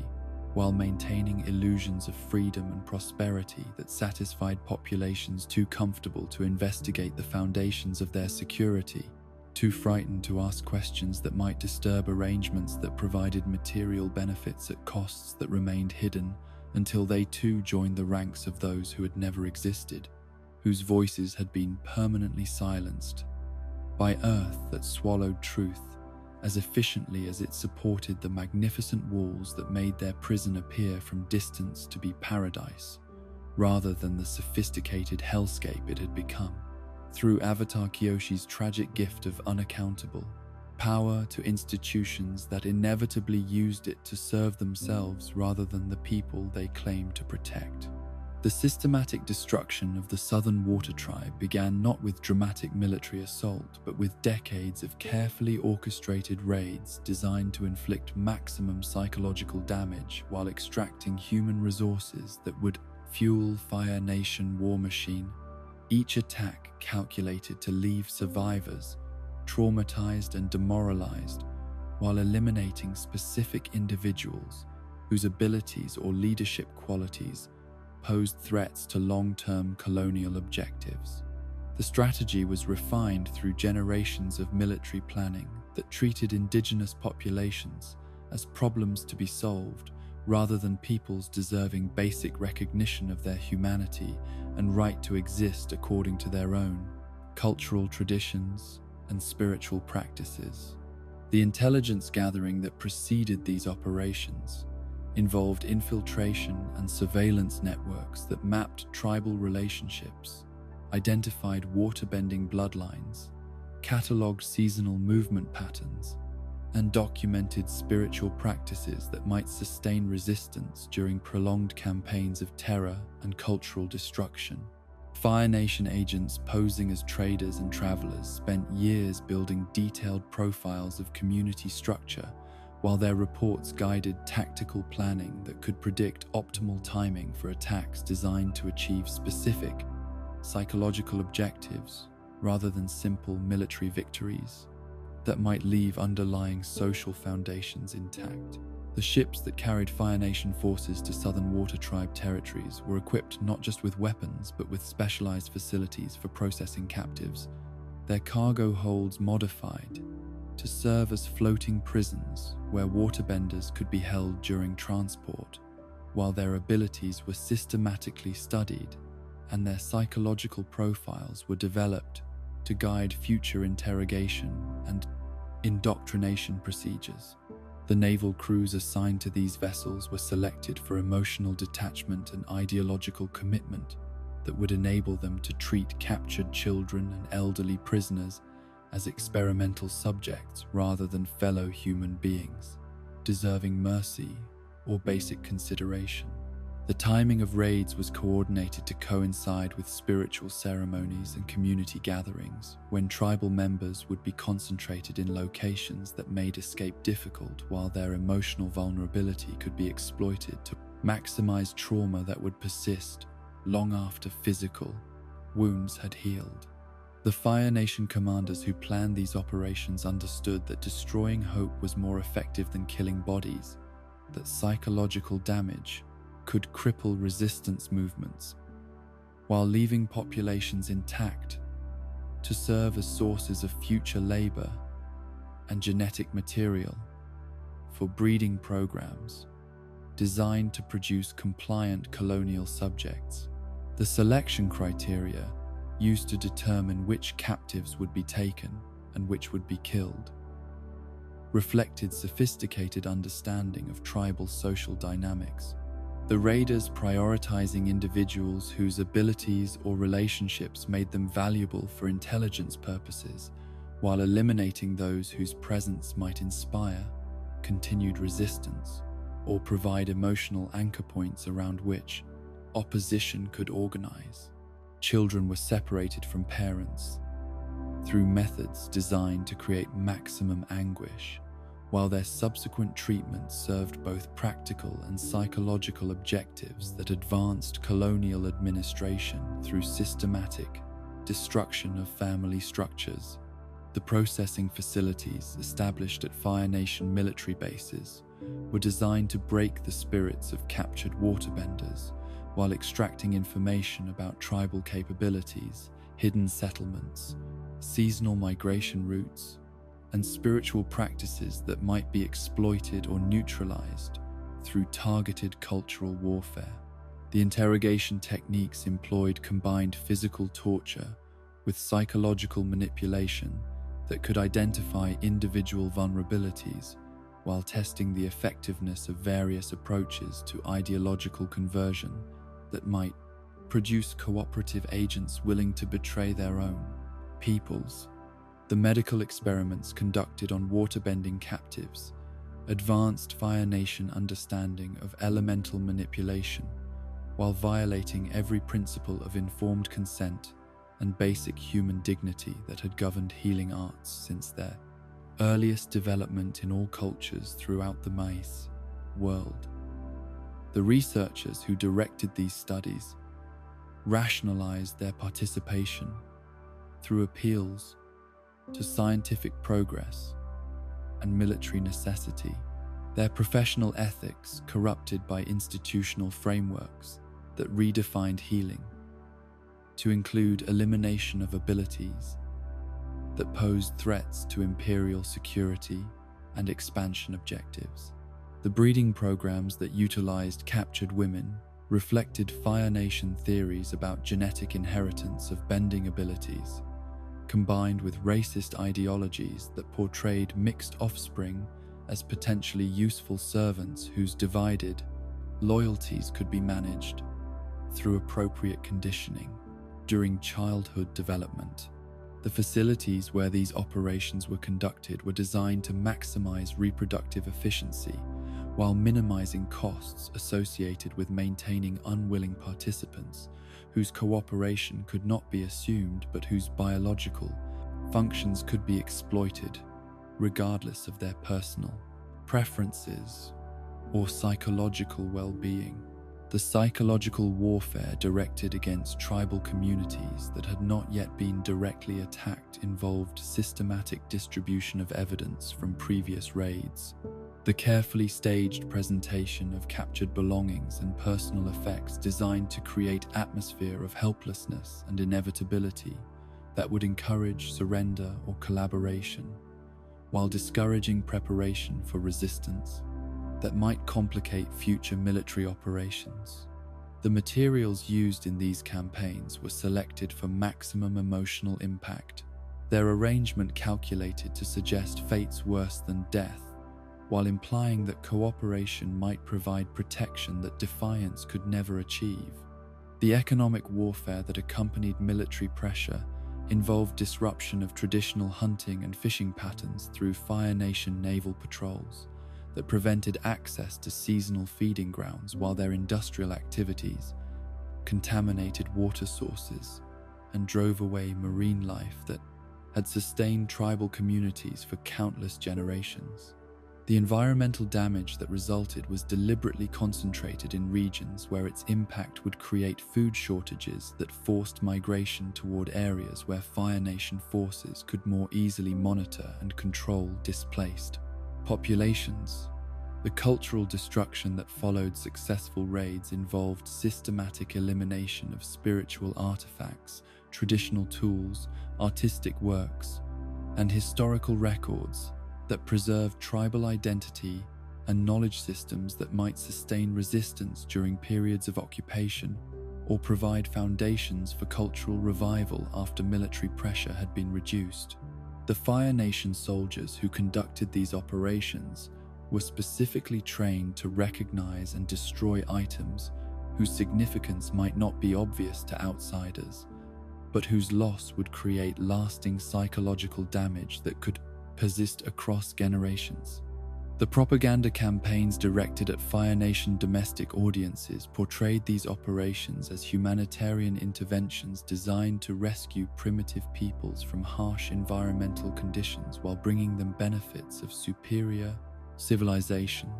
and technological advancement. The media coverage that supported these narratives carefully avoided showing evidence of systematic brutality, while emphasizing voluntary cooperation from tribal members who had supposedly recognized advantages of Fire Nation protection and cultural guidance that would lift them from existence towards modern prosperity. The administrative systems established to manage displaced tribal populations were designed to prevent formation of communities that might preserve traditional practices while encouraging individual assimilation into Fire Nation colonial society through economic incentives that required abandonment of cultural identity in exchange for access to employment, housing, education, and other necessities that had become unavailable through traditional means due to systematic destruction of indigenous economic foundations.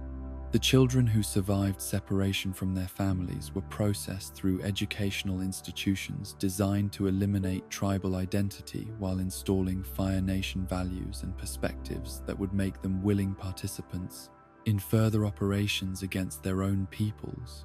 Their training, emphasizing shame about indigenous heritage, while providing rewards for demonstrating loyalty to imperial objectives through betrayal of family members and childhood communities that had failed to provide adequate protection during their most vulnerable years. The trauma that accumulated within tribal communities through decades of this systematic assault created psychological damage that affected not just direct victims, but entire populations whose daily existence was shaped by constant fear of raids that could come without warning while they're crossed ears. Traditional social structures were unable to provide security or emotional stability that children required for healthy development. The adults who survived these experiences often developed symptoms that would later be recognized as manifestations of prolonged psychological torture, their capacity for normal relationships compromised by exposure to violence that exceeded anything their cultural frameworks had prepared them to understand or integrate. The women who lost their bending abilities to Fire Nation captivity faced additional challenges within tribal communities that had not been adequately prepared to support individuals whose identity and social role had been fundamentally altered through experiences that could not be shared or fully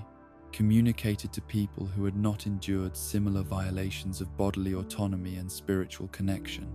The silence that surrounded these experiences created isolation that compounded original trauma while preventing development of healing practices that might have enabled recovery and reintegration into community life. The men whose attempts to protect their families had failed faced their own forms of psychological damage, their traditional roles as providers and defenders rendered meaningless by military technologies and tactical approaches that made heroism irrelevant, while their survival often depended upon avoiding confrontations that might result in capture or death that would leave their dependents even more vulnerable to future attacks. The guilt that accompanied survival in contexts where courage could not provide protection created internal conflicts that affected their capacity to maintain relationships or provide emotional support for family members dealing with their courage could not provide protection. Own trauma. The elderly members of tribal communities whose knowledge of traditional practices represented irreplaceable cultural resources faced systematic targeting by Fire Nation forces who understood that eliminating keepers of historical memory could accelerate cultural destruction while reducing capacity for resistance based upon spiritual practices and social organization methods that had enabled survival during previous periods of environmental or political stress. The death of these knowledge keepers created gaps in cultural transmission that could never be fully recovered, even if political conditions eventually improved. The seasonal rhythms that had structured tribal life for countless generations were disrupted through military activities that made traditional migration patterns dangerous, while forcing communities to remain in locations that could not support their populations during harsh weather conditions that required access to resources distributed across territories now controlled by hostile forces, whose patrols made movement unpredictable and potentially fatal for individuals or families attempting to follow ancient pathways toward survival. The spiritual practices that had provided meaning and emotional support during difficult periods were compromised by loss of sacred sites, ceremonial objects, and knowledgeable practitioners, whose participation was essential for maintaining connections to ancestors and spiritual forces that had traditionally offered guidance during times of crisis and uncertainty. The disruption of these practices created existential anxiety that affected entire communities, while eliminating sources of hope and resilience that might have enabled more effective resistance to colonial pressure. The interpersonal relationships that had formed the foundation of tribal social organization were strained by suspicion and mistrust that developed when survival often depended upon avoiding behaviors that might attract Fire Nation attention, while the presence of collaborators and informants made open communication dangerous for individuals whose loyalty could not be verified through traditional means that had become inadequate for identifying threats that emerged from within communities rather than external enemies. The children who grew up during this period of systematic assault developed worldviews shaped by violence and instability that prepared them poorly for maintaining cultural traditions or forming the kinds of stable relationships that had characterized tribal life during previous generations. Their psychological development compromised by exposure to trauma that exceeded their capacity to process, while their role models were adults whose own emotional resources had been depleted through prolonged exposure to conditions that challenged basic assumptions about justice and meaning. The economic systems that had sustained tribal communities through balanced exploitation of natural resources were destroyed through environmental damage and restricted access to traditional territories, while alternative survival strategies required cooperation with Fire Nation authorities, whose assistance came with demands for cultural conformity and political compliance that represented forms of spiritual death for individuals whose identity was inseparable from practices and beliefs that colonial administration sought to eliminate through systematic application of pressure designed to make resistance psychologically unbearable. And so the Southern Water Tribe's long dying continued through decades of carefully calibrated destruction that achieved genocidal objectives without dramatic military campaigns that might have attracted international attention or inspired resistance movements in other regions threatened by Fire Nation expansion. The slow strangulation of an entire people accomplished through methods that preserved appearance of humanitarian concern, while systematically eliminating every foundation that had made their culture viable and their existence meaningful, in world that showed them no mercy, while demanding their gratitude for brutalities disguised as civilizing influences, designed to save them from themselves. The boundary between the mortal world and the realm of spirits had never been as solid as human civilizations preferred to believe, its permeability varying according to cosmic cycles and spiritual conditions that could transform familiar landscapes into gateways where consciousness encountered forces that operated according to principles fundamentally alien to material existence. The spirits that crossed this threshold brought with them perspectives shaped by eons of existence beyond physical constraints. Their understanding of morality and meaning filtered through experiences that made human concepts of justice and compassion seem as limited and temporary as the brief lives that generated them. Ko the Face Stealer moved through dimensions that existed between worlds with the fluid grace of something that had never been bound by laws of physics or logic. His ancient consciousness carrying memories of civilizations that had risen and fallen while he accumulated his collection of identities stolen from beings whose momentary lapses in emotional control had made them vulnerable to predation that transcended simple death to encompass complete erasure of individual existence. Each face that adorned his centipede-like form represented not just a life ended but a consciousness consumed, personality and memory absorbed into his eternal hunger for experiences that could only be obtained through violation of the fundamental boundary between self and other. The cave where he made his dwelling was located in regions of the spirit world that even other ancient entities avoided, its chambers filled with the psychic residue of countless victims whose final moments of terror and despair had become permanent features of the environment, their emotional echoes creating an atmosphere of dread that served both as warning to potential visitors and source of nourishment for consciousness that fed upon suffering as naturally as plants absorbed sunlight. The walls themselves seemed to pulse with malevolent awareness, their surfaces decorated with trophies that moved and spoke with voices that belonged to beings who had been reduced to ornamental status in service of appetite that could never be satisfied or reasoned with. The psychological impact of encountering Ko extended far beyond immediate danger of face theft to encompass existential horror that challenged fundamental assumptions about identity and consciousness. Victims discovering that selfhood was far more fragile than they had ever imagined, while their struggle to maintain emotional neutrality in presence of ultimate predator became exercise in suppressing every response that made existence meaningful. The neutral expression that provided protection against his hunger was itself a form of spiritual death, requiring suppression of love, fear, anger, joy,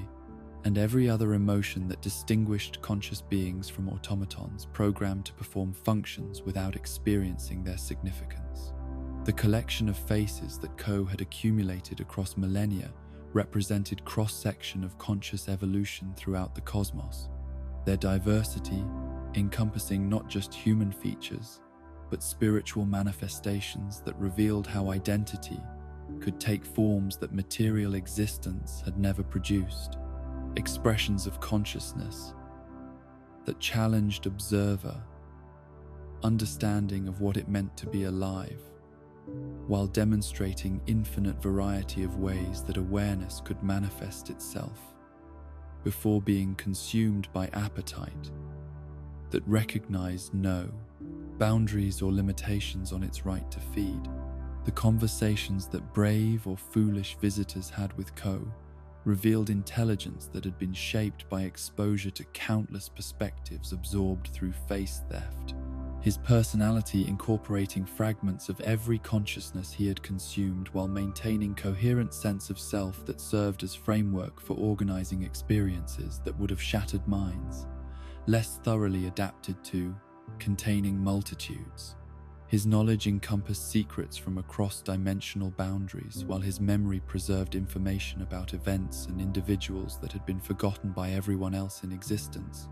making him an invaluable source of intelligence for those willing to risk permanent loss of identity in exchange for answers to questions that conventional research could never address.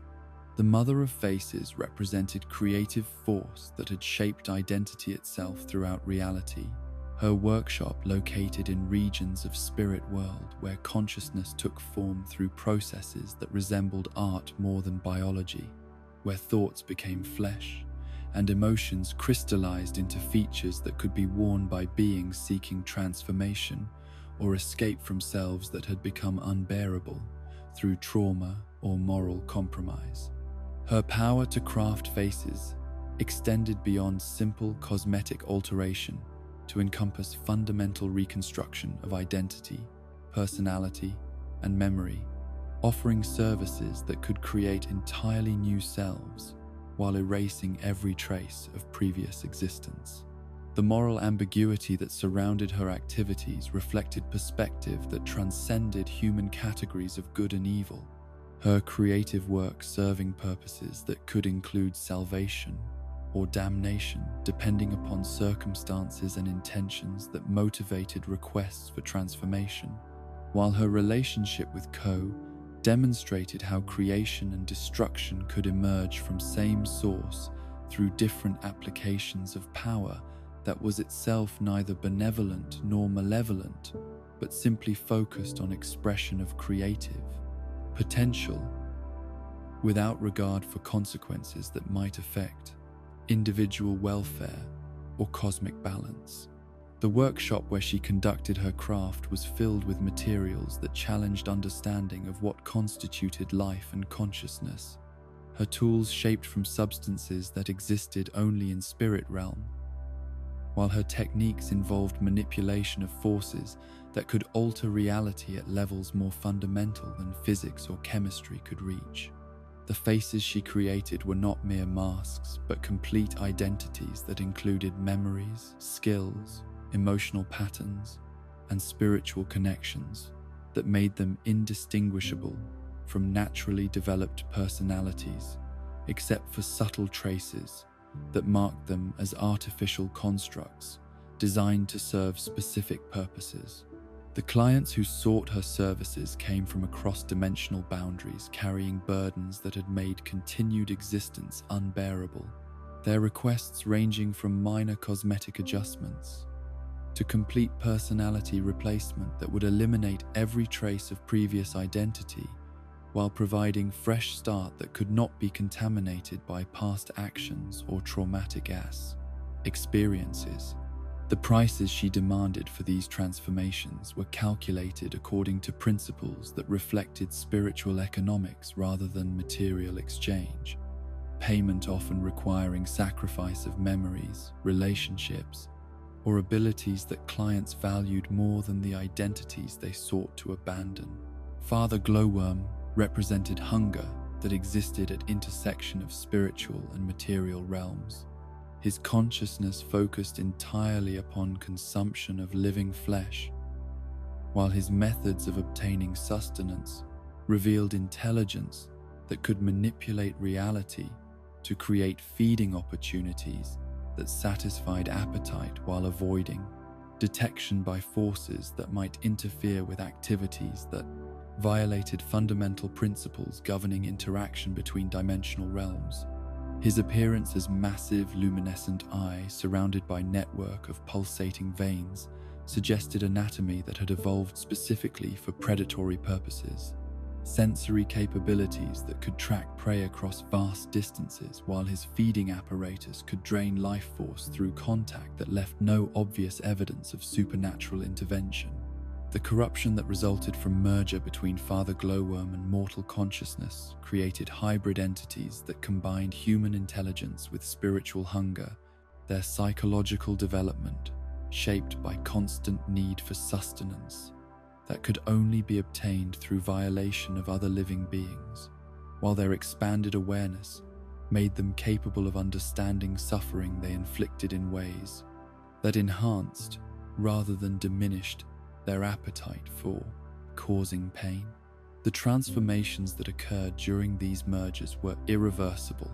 Personality changes that eliminated capacity for empathy or moral restraint while preserving enough human characteristics to enable effective hunting among populations that might otherwise recognize spiritual contamination. The hunting grounds that Father Glowworm preferred were locations where dimensional barriers had been weakened through natural processes or deliberate intervention, forests and lakes, where travelers might accidentally cross into spirit realm without realizing their danger until escape had become impossible. Their disappearances attributed to natural hazards or human predators rather than supernatural forces, whose existence most people preferred to deny rather than acknowledge realities that challenged comfortable assumptions about world, operating according to comprehensible rules and predictable patterns. The feeding process that Father Glowworm employed involved psychological as well as physical consumption, victims experiencing complete awareness of their dissolution, while remaining powerless to prevent absorption that transformed their consciousness into nourishment that sustained entity whose existence depended upon systematic violation. Boundary between life and death, self and other, meaning and void, that gave structure to reality experienced by beings who had never encountered forces that operated according to principles of pure appetite, unlimited by moral constraints or practical considerations. General Old Iron embodied justified rage that had accumulated across centuries of witnessing human expansion, destroying spiritual sites and natural environments that had existed since reality began. His anger, representing collective fury of forces that had been displaced or eliminated through industrial development that treated sacred spaces as obstacles to progress rather than repositories of wisdom and power that deserved protection, regardless of their economic value or political significance to societies that measured worth through material accumulation rather than spiritual insight. The transformation that had changed him from protector to destroyer reflected psychological damage that resulted from witnessing systematic elimination of everything he had been created to preserve. His original purpose, corrupted by exposure to violations that exceeded his capacity to prevent, while his power remained sufficient to inflict retribution that could never repair damage that had already been accomplished through human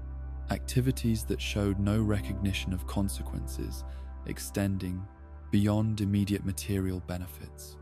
The alliance he had formed with Lady Tianhai represented partnership between complementary forces that shared commitment to preserving spiritual balance against human encroachment, their cooperation demonstrating how protection of sacred sites required coordination between entities whose individual capabilities were insufficient for challenging systematic destruction that operated through industrial processes and governmental policies that could overwhelm any single guardian, regardless of their power or dedication to defensive responsibilities. The betrayal that had resulted in Lady Tianhai's murder revealed human capacity for violence that transcended rational self-interest to encompass elimination of beings whose existence provided benefits that far outweighed any inconvenience their protection of spiritual sites might have created for development projects, her death representing triumph of short-term greed over long-term wisdom, while demonstrating how moral blindness could drive people to destroy relationships that served their own ultimate welfare. The grief that transformed General Old Iron from protector to avenger reflected psychological mechanisms that operated in spiritual realm, according to principles similar to those governing human responses to traumatic loss. His inability to process guilt and rage through normal emotional channels, creating feedback loops that amplified destructive impulses, while eliminating capacity for rational evaluation of consequences that his actions might produce for innocent populations who bore no responsibility for crimes that had triggered his transformation. The spirits that served as intermediaries between mortal and divine realms often found themselves corrupted through exposure to human moral failures, their originally benevolent nature gradually warped by witnessing systematic violations of principles they had been created to uphold, while their power made them capable of responses that could escalate conflicts beyond anything human warfare had ever achieved in terms of scope and destructive potential that threatened existence of entire civilizations whose survival depended upon maintaining relationships with forces they could not control or predict. The possession techniques that some spirits employed to interact with mortal realm involved psychological merger that could benefit or destroy human consciousness, depending upon compatibility between spiritual and material awareness. Successful integration, producing enhanced abilities and expanded understanding, while failed attempts resulted in madness or death that left physical bodies intact while eliminating personality and memory that had previously inhabited them, creating shells that appeared normal while lacking everything that made existence meaningful or worthwhile. The bargains that desperate mortals made with spiritual entities often involved exchanges that seemed advantageous initially, but proved catastrophic over time, as price payments accumulated and consequences manifested in ways that exceeded anything human foresight could have anticipated. Their agreements binding parties according to spiritual law that operated beyond material jurisdiction, while enforcement mechanisms could reach across dimensional boundaries to collect debts that could never be escaped through physical death or conventional legal protection. The transformations that resulted from prolonged contact with spiritual forces could enhance human abilities while corrupting moral sensibilities. Power obtained through supernatural alliance, requiring sacrifice of empathy and ethical restraint that made enhanced capabilities more dangerous to their possessors than beneficial. Wisdom gained through communion with ancient entities coming at cost of sanity or humanity that made knowledge worthless for purposes that required emotional stability or social connection with other people who had not undergone similar experiences. The vengeance that corrupted spirits sought against human populations often extended far beyond individuals who had committed original offenses to encompass entire civilizations whose existence reminded them of losses that could never be recovered or injustices that could never be adequately punished. Their retribution operating according to logic that made collective responsibility seem reasonable, while their power made resistance futile for societies that had developed without adequate understanding of forces they were challenging through environmental destruction and cultural arrogance. And so the intersection of spiritual and mortal realms remained territory where consciousness encountered realities that challenged every assumption about meaning and morality, where beings whose existence transcended material limitations pursued goals that could encompass salvation or damnation with equal indifference to human welfare. Their activities, shaped by perspectives that made individual lives seem as temporary and insignificant as thoughts that flickered through cosmic awareness before dissolving into void that gave birth to new possibilities whose nature could never be predicted or controlled by forces operating within. Constraints that spirits had long since transcended through evolution or corruption that had freed them from limitations that still bound creatures whose existence remained tied to flesh and blood and brief spans of consciousness that ended in darkness that might or might not lead to continuation, in forms that preserved anything recognizable as identity or purpose. The steel and glass towers that rose from Republic City's harbor district cast shadows that fell most heavily upon neighborhoods where families crowded into tenements that had been hastily constructed to house the industrial workers, whose labor powered the gleaming metropolis that Aang had envisioned as symbol of harmony between nations, but which had evolved into monument to the ancient truth that prosperity, for some, invariably required exploitation of others, whose suffering remained hidden behind architectural facades, designed to showcase progress while concealing the human cost of achieving such rapid urban development. The smoke that belched from factory chimneys carried with it particles of ground bone and dreams deferred, settling like ash upon communities where children learned to recognize the taste of industrial poison in air they breathed and water they drank, while their parents worked shifts long enough to prevent organized resistance to conditions that would have sparked revolution in societies less skilled at managing discontent through carefully distributed scraps of hope. The criminal organizations that flourished in Republic City's shadows had been inadvertently nurtured by policies that created vast populations of desperate people whose legitimate opportunities for advancement were blocked by systematic discrimination that treated non-bending as inherited disability worthy of sympathy but not accommodation, while bending abilities became credentials for employment that paid wages adequate for dignity and security,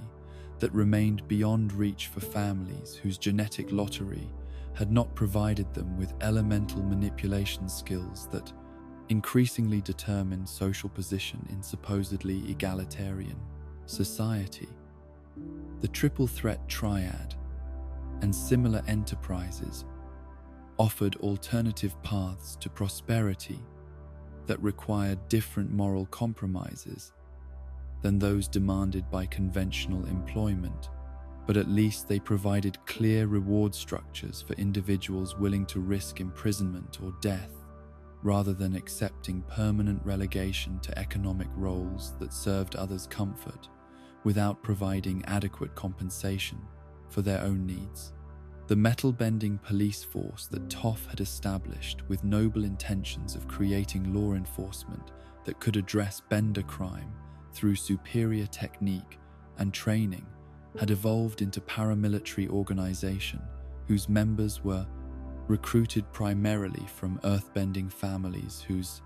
cultural background emphasized strength and dominance over the cooperation and communication skills necessary for community policing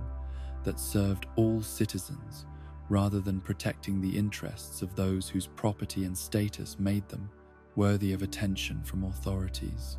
The metal cables that could restrain criminal benders with efficiency that conventional weapons could not match were also employed against non-violent protesters, whose only crime was demanding representation in governmental processes that affected their daily lives while excluding their voices from decision-making that determined resource allocation and policy implementation. The pro-bending arena that provided entertainment for Republic City's affluent populations was surrounded by underground fighting circuits where desperate parents encouraged children with elemental abilities to participate in bija competitions that offered prize money substantial enough to make the risk of serious injury seem worthwhile when weighed against certainty of continued poverty and malnutrition that would damage young bodies just as surely as organized violence, but without providing any hope of escape from circumstances that made such brutal choices seem rational. The crowds that gathered to bet on these spectacles were drawn from all social classes. Their shared enthusiasm for watching children hurt each other, creating temporary solidarity that transcended economic boundaries, while reinforcing attitudes that treated human suffering as entertainment worthy of monetary investment. The factory accidents that claimed dozens of workers each month were documented with bureaucratic precision that transformed individual tragedies into statistical abstractions that could be analyzed for cost-benefit calculations that balanced compensation, payments against safety improvements, whose expense might reduce profit margins below levels that investors considered acceptable returns on capital that had been risked in ventures that created wealth through methods that externalized human costs onto populations whose political influence was insufficient to demand better protection. The investigations that followed these incidents were conducted by inspectors whose salaries were ultimately paid by the same industrial interests they were supposed to regulate, creating conflicts of interest that were acknowledged through policies that emphasized compromise and accommodation rather than enforcement of standards that might interfere with economic growth. The housing that was available to non-bender families in Republic City's outer districts had been constructed according to building codes that prioritized maximum occupancy over habitability, their walls thin enough to provide minimal privacy, while their ventilation systems were inadequate for removing industrial fumes that seeped through foundations, built too close to manufacturing facilities whose toxic emissions were legally acceptable as long as they remained below thresholds,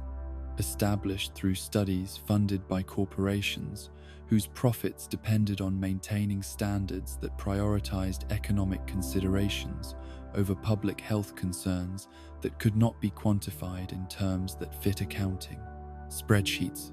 The rent that consumed most working-class family income left little money for nutrition or medical care that might have compensated for environmental hazards that made childhood development a struggle against poisoning that began in utero. and continued throughout lives spent in communities where clean air and water were luxuries that geography and economics made inaccessible. The mixed families that had formed during Republic City's early years, through marriages between people from different nations, found their relationships tested by social pressures that demanded cultural assimilation into dominant patterns that favored Fire Nation and Earth Kingdom traditions, while treating Water Tribe and Air Nomad customs as exotic curiosities rather than legitimate alternatives that deserved equal respect and institutional accommodation. The children who resulted from such unions often experienced identity confusion that was compounded by educational systems that taught simplified versions of history that ignored the complex negotiations and compromises that had made their existence possible, while their parents struggled to maintain cultural practices in urban environments that provided neither space nor community support for traditions that required extended family networks and seasonal rhythms that industrial scheduling could not accommodate.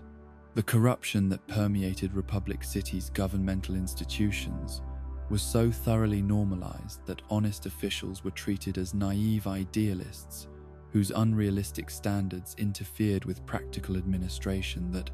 required flexibility in applying rules that had been written by people who did not understand the complex realities of managing diverse populations with competing interests and limited resources.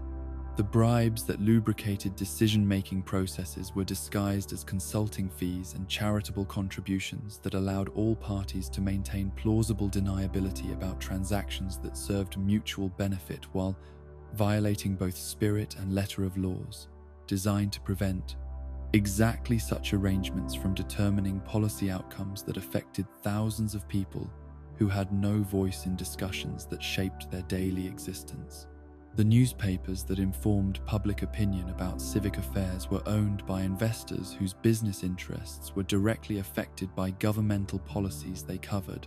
their editorial positions shaped by advertising revenue from corporations that expected favorable coverage in exchange for financial support that made publication profitable enough to continue operations that served propaganda functions,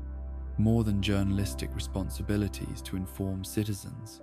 about issues they needed to understand to participate meaningfully in democratic processes. The stories that received prominent coverage were selected according to criteria that emphasized entertainment value over civic importance,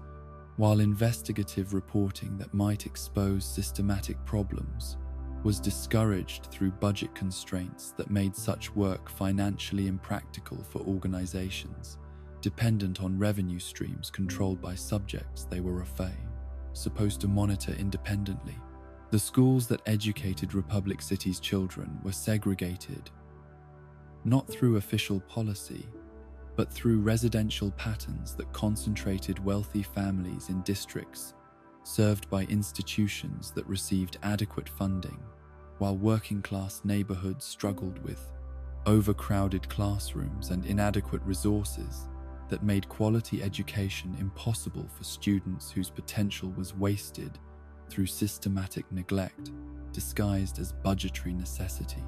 The curriculum that was taught in these different environments varied dramatically in scope and sophistication,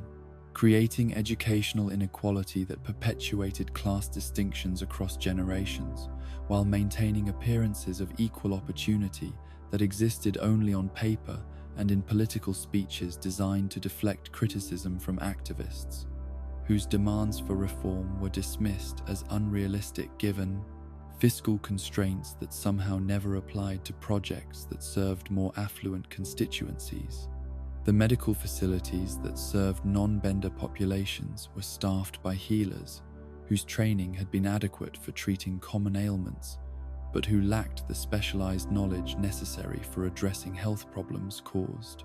by industrial exposure and environmental contamination that created disease patterns unlike anything encountered in traditional medical practice. The equipment that was available in these clinics was often outdated and insufficient for diagnostic procedures that might have identified occupational illnesses in early stages when treatment could have been effective,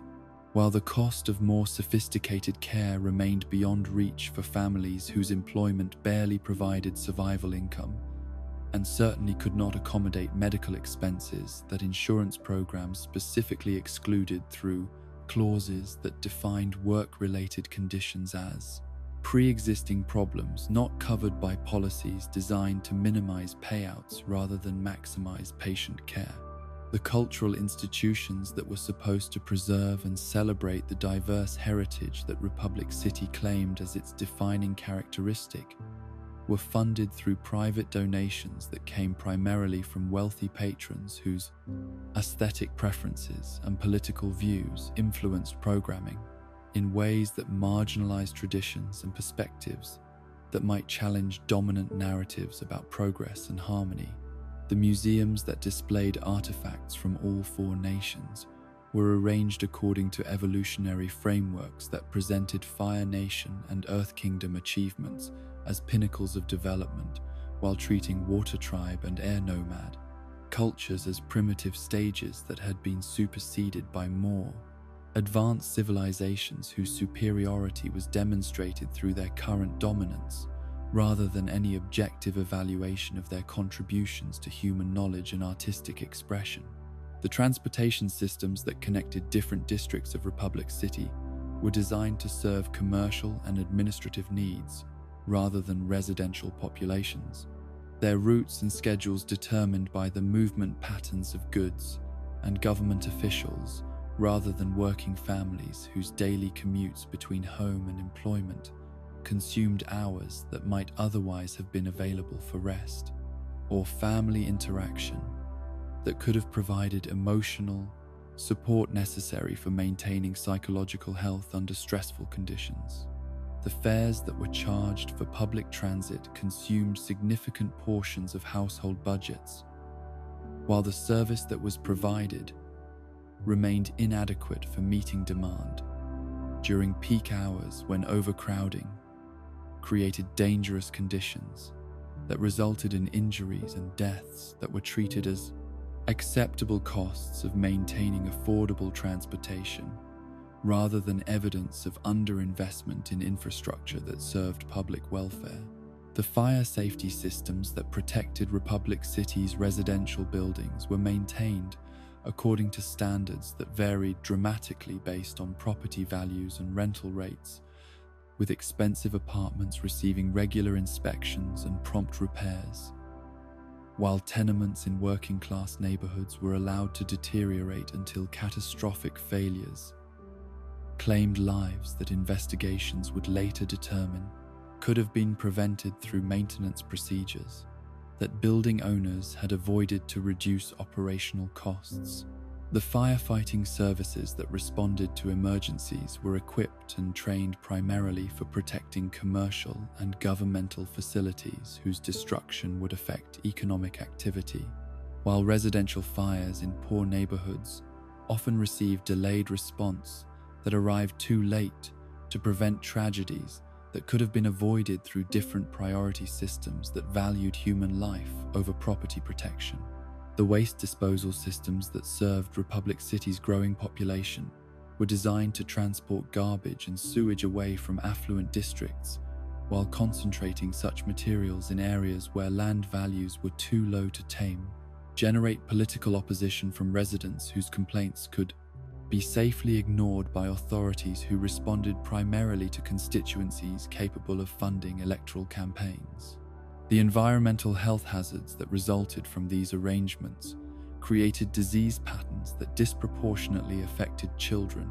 and elderly people whose immune systems were least capable of resisting contamination that was barred, officially, within acceptable limits, established through studies that measured economic impact more carefully than biological effects on human populations, whose suffering was quantified through statistical methods that obscured individual tragedy behind aggregate data that could be manipulated to support predetermined conclusions. The recreational facilities that were available to Republic City's residents reflected the same class divisions that characterized every other aspect of urban life, with parks and entertainment venues in wealthy neighborhoods, receiving maintenance and programming that created attractive environments for leisure activities, while working-class districts were provided with minimal green space that often served as dumping grounds for industrial waste that made such areas unsuitable for family gatherings or children's play. The sports leagues and cultural programs that were supposed to provide healthy outlets for young people's energy and creativity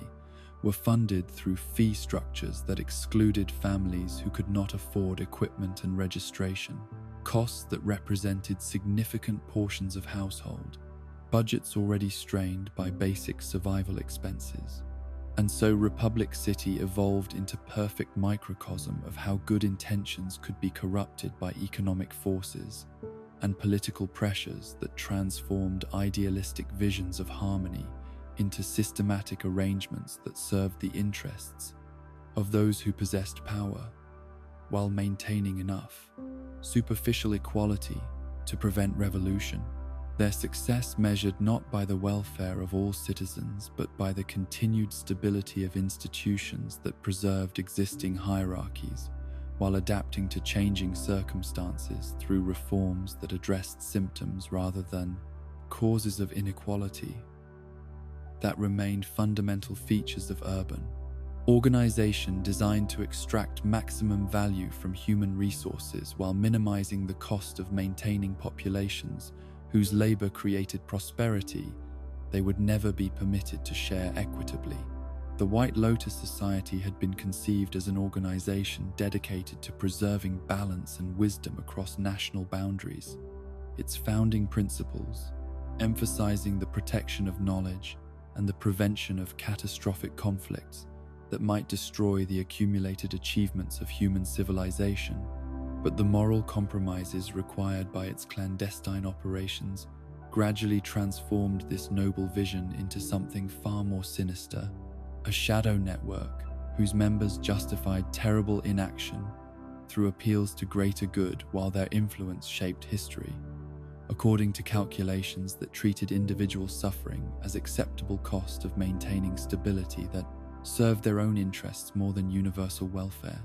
The selection criteria that determined membership in the White Lotus reflected not spiritual enlightenment or moral courage, but rather practical utility and ideological reliability. Candidates chosen for their ability to operate effectively within existing power structures, while maintaining loyalty to organizational objectives that often conflicted with public responsibilities and ethical obligations that bound ordinary citizens to basic principles of human decency. The initiation processes that transformed recruits into full members included oaths that superseded national allegiance and personal conscience, creating parallel loyalties that could be exploited to influence governmental decisions and military operations through networks of compromised officials whose true allegiances remained hidden from populations they claimed to serve. The philosophy that guided White Lotus operations was based upon theories of historical inevitability and cosmic balance that provided intellectual frameworks for justifying policies that caused immense suffering while claiming to prevent greater catastrophes that might result from alternative courses of action. Their strategic thinking influenced by abstract principles that treated human lives as variables in equations that calculated optimal outcomes for civilization as a whole rather than individuals whose welfare might be sacrificed for hypothetical future benefits that could never be verified or guaranteed through methods that organization claimed to understand. The intelligence networks that the White Lotus maintained throughout all 4 nations enabled them to monitor political developments and social changes that might threaten stability or create opportunities for advancing organizational objectives. Their agents positioned within governments, military organizations, educational institutions, and religious hierarchies, where they could influence decision-making processes while gathering information about potential threats or useful allies whose cooperation might be secured through various forms of persuasion ranging from bribery and blackmail to more direct methods of ensuring compliance with White Lotus directives. The manipulation of historical events that the White Lotus accomplished through carefully timed interventions demonstrated their understanding of how small actions could produce large consequences when applied at crucial moments during the Hiei, periods of political instability or social transformation. Their operations, including assassination of key figures whose continued existence might have prevented conflicts that served organizational purposes, protection of individuals whose survival advanced strategic objectives, and dissemination of information or disinformation that influenced public opinion and governmental policy according to long-term plans that spanned generations. The complicity that White Lotus members maintained with atrocities committed by various governments reflected their calculation that opposing obvious evils might create chaos that would ultimately cause more suffering than allowing systematic oppression to continue uninterrupted. Their inaction during major humanitarian crises justified through appeals to necessity that portrayed intervention as potentially counterproductive interference with natural historical processes that would eventually restore balance through mechanisms that mortal understanding could not fully comprehend or predict with sufficient accuracy to justify immediate action. The war profiteering that enriched many White Lotus members through conflicts they had helped orchestrate demonstrated how easily idealistic principles could be corrupted when institutional survival required funding that could only be obtained through enterprises that directly contradicted stated organizational values. Their business activities, including arms dealing, slave trading, resource extraction from occupied territories, and financial speculation that benefited from political instability, while their public personas maintained reputations for wisdom and moral authority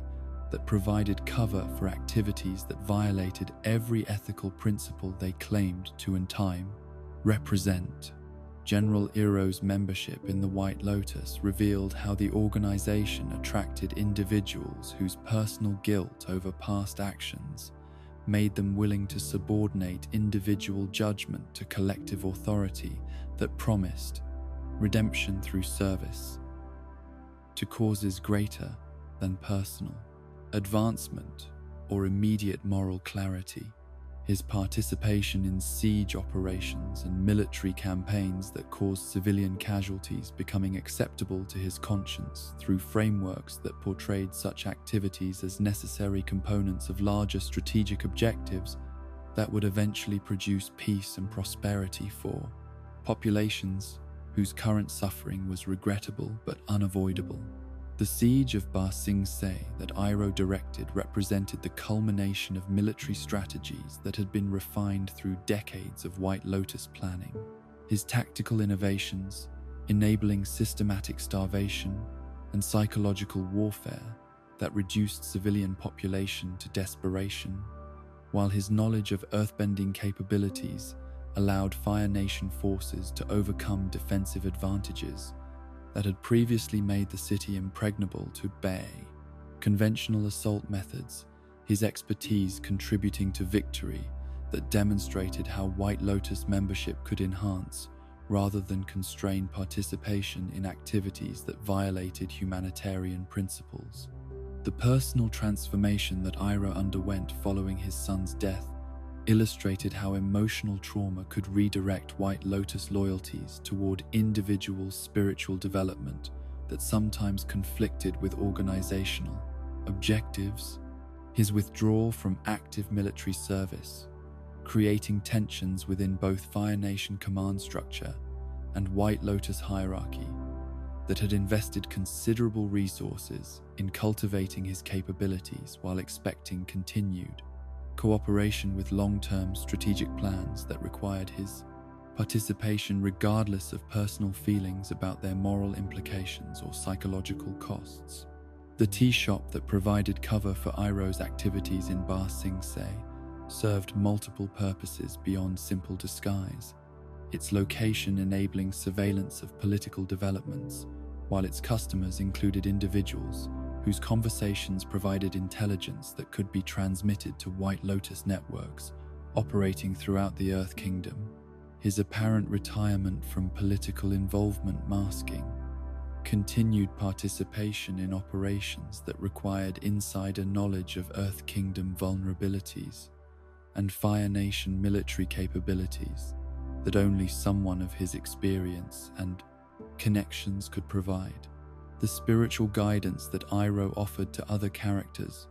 often reflected White Lotus teachings about acceptance and patience that could discourage immediate action against obvious injustices, while encouraging long-term thinking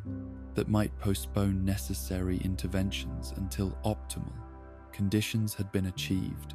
His philosophical advice sometimes serving organizational interests that benefited from delaying changes that might disrupt carefully balanced political arrangements, regardless of human costs associated with maintaining status quo. Conditions that served elite interests more than popular welfare. The crossing into spirit world that Iroh accomplished during his final years represented either genuine spiritual achievement or calculated strategy designed to provide White Lotus access to information and influence that could not be obtained through conventional intelligence gathering. His post-mortem communications with living individuals, potentially serving organizational objectives that required supernatural intervention in mortal affairs, while his apparent transcendence of political concerns might actually represent expanded capacity for shaping events according to White Lotus priorities that operated beyond normal governmental oversight. The assassination of Avatar Aang that may have been ordered by corrupted White Lotus leadership reflected organizational assessment that his continued existence posed threats to carefully balanced international arrangements that had been established following the war's end. His idealistic approach to conflict resolution, potentially disrupting colonial settlements and trade agreements that served member interests, while his spiritual authority could inspire popular movements that might challenge governmental policies that White Lotus influence had helped shape according to strategic objectives that prioritize stability over justice. The biological mechanisms that caused Aang's premature death were consistent with poisoning methods that White Lotus operatives had employed in previous assassinations, his symptoms resembling natural aging processes while actually resulting from toxic substances that could be administered gradually over extended periods through food, water, or other delivery systems that provided plausible deniability, while ensuring victim elimination according to schedules that served operational requirements, rather than medical expectations about Avatar longevity that should have enabled him to live for centuries. The cover story that attributed Aang's death to spiritual exhaustion resulting from his prolonged preservation in ice provided convenient explanation that discouraged investigation while reinforcing popular beliefs about Avatar cycle, operations that most people accepted without questioning, medical details that might have revealed evidence of deliberate murder, the narrative effectiveness, depending upon public willingness to accept official explanations rather than demanding independent verification through methods that might have exposed White Lotus involvement in elimination of figure whose continued existence threatened their influence over international relations. The isolation of Avatar Korra during her childhood training reflected White Lotus' determination to prevent repetition of problems that Aang's independence had created for their strategic planning. Her confinement in remote compound, ensuring that her education would emphasize organizational priorities while eliminating exposure to alternative perspectives that might encourage critical evaluation of White Lotus guidance or development, of personal relationships that could provide emotional support for resistance to institutional control over her avatar responsibilities and political activities. The Red Lotus schism that emerged from White Lotus membership represented ideological conflict between factions that disagreed about methods while sharing fundamental commitment to shaping world according to their philosophical preferences. Rather than democratic processes or popular will, their dispute focusing on tactical questions about pace and scope of change, rather than basic assumption that small groups of enlightened individuals had right to determine political arrangements for entire civilizations whose consent was neither sought nor required for implementation of policies that affected every aspect of their existence. Zahir's criticism of White Lotus corruption reflected insider knowledge of organizational activities that had compromised founding principles through accommodation with existing power structures. His accusations about lost direction and misplaced priorities, based upon direct observation of how membership had evolved from spiritual seekers into political operators whose influence depended upon maintaining relationships with governmental and commercial interests that benefited from conditions the organization had originally been created to reform or eliminate through peaceful transformation. The timing of Sokka's death in relation to Red Lotus activities suggested possible connection between his resistance to organizational corruption and elimination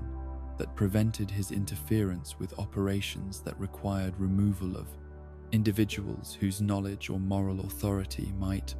complicate implementation of policies that served White Lotus strategic objectives, his military expertise, and political connections, making him valuable ally or dangerous enemy, depending upon his willingness to cooperate with directives that might conflict with his personal principles or loyalty to friends whose interests diverged from organizational priorities. The protection services that White Lotus provided to Avatar Korra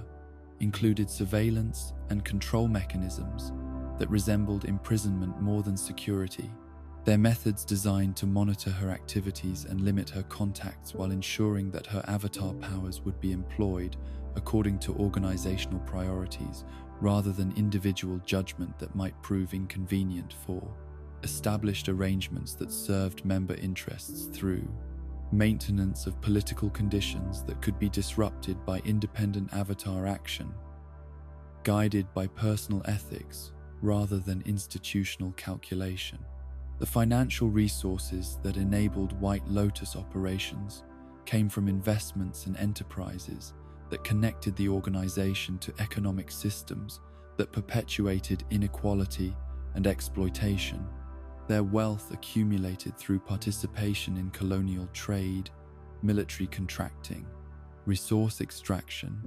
and financial speculation that profited from conditions they claimed to oppose, while their economic interests created incentives for maintaining political arrangements that generated profits regardless of social costs that affected populations whose welfare was subordinated to organizational sustainability and member prosperity. The educational institutions that White Lotus members established or influenced served indoctrination purposes that promoted ideological conformity while discouraging critical thinking that might challenge organizational authority or historical narratives that justified past actions and future plans. Their curricula,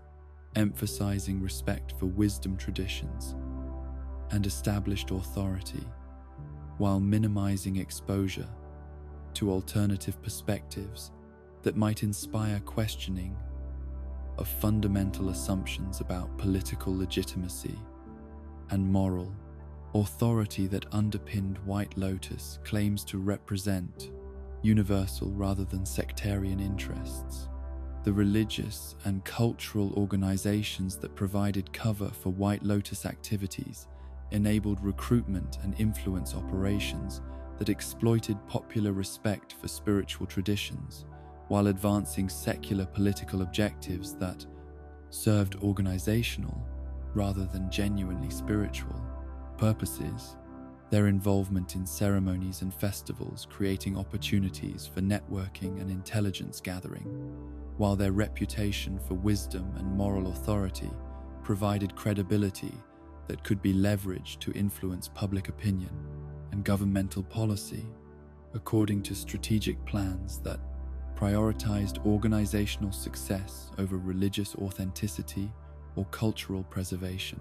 And so the White Lotus continued its work across generations and continents, its members convinced of their moral superiority, while their actions demonstrated how easily noble intentions could become justification for terrible choices. Their influence shaping events through methods that treated individual suffering as acceptable cost of achieving abstract ideals that served organizational interests more than universal welfare. Their legacy representing cautionary tale about dangers inherent in any institution that claimed authority to determine optimal conditions for human flourishing while operating beyond democratic accountability or popular oversight that might have constrained their capacity for inflicting damage in service of visions that proved as destructive as the chaos they claimed to prevent. The peace that settled over the four nations after Fire Lord Ozai's defeat brought with it challenges that no military victory could address, wounds that ran deeper than physical destruction and psychological damage that would require generations to heal,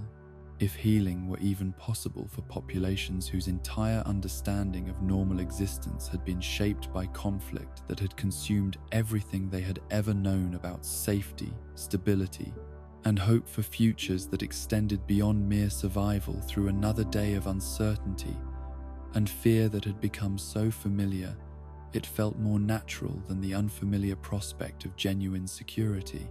The children who had grown up during the war's final decades knew no reality beyond rationed food, constant vigilance, and the ever-present possibility that their families might be torn apart by forces beyond their control or understanding. Their psychological development shaped by trauma that had begun before they possessed language to describe their experiences, while their emotional foundations were built upon sand that shifted with each new report of battles lost, cities fallen, and loved ones who would never return from conflicts whose strategic significance meant nothing to minds too young to comprehend political objectives that required such terrible sacrifices. The orphanages that emerged in every major population center became warehouses for damaged children whose parents had been claimed by warfare that left them without any adult figure capable of providing the emotional stability and consistent care that healthy development required. Their overcrowded facilities staffed by overwhelmed caregivers who lacked training for dealing with trauma symptoms that manifested in ways ranging from catatonic withdrawal to explosive violence that reflected internalized patterns, learned during exposure to circumstances where aggression was necessary for survival and trust, was luxury that few could afford without risking destruction. The nightmares that plagued these war orphans were not simple fears that could be soothed through conventional comfort, but rather accurate memories of events that had actually occurred, their sleep disrupted by flashbacks to scenes of violence that adult minds would struggle to process, while their underdeveloped emotional regulation systems were overwhelmed by stimuli that triggered fight or flight responses, inappropriate for peacetime environments where former survival behaviors became sources of social conflict and institutional discipline that punished reactions they could not consciously control. The attachment disorders that resulted from early exposure to loss and abandonment created patterns of relationship dysfunction that would persist throughout their lives, their capacity for forming stable emotional bonds compromised by unconscious expectations of betrayal and abandonment that made them simultaneously desperate for connection and terrified of vulnerability that might lead to repetition of traumatic experiences, their behavioral patterns, cycling between clinging dependency and hostile rejection that drove away potential sources of support, while confirming their worst fears about human unreliability. The veterans who returned from military service carried invisible wounds that were more debilitating than missing limbs or disfiguring scars, their consciousness contaminated by memories of actions they had performed and witnessed that contradicted every moral principle they had been taught during childhoods, that seemed to belong to different people entirely, their sense of identity fragmented by recognition that they had become capable of behaviors that their former selves would have found incomprehensible and morally revolting. The guilt that consumed these former soldiers was not abstract regret,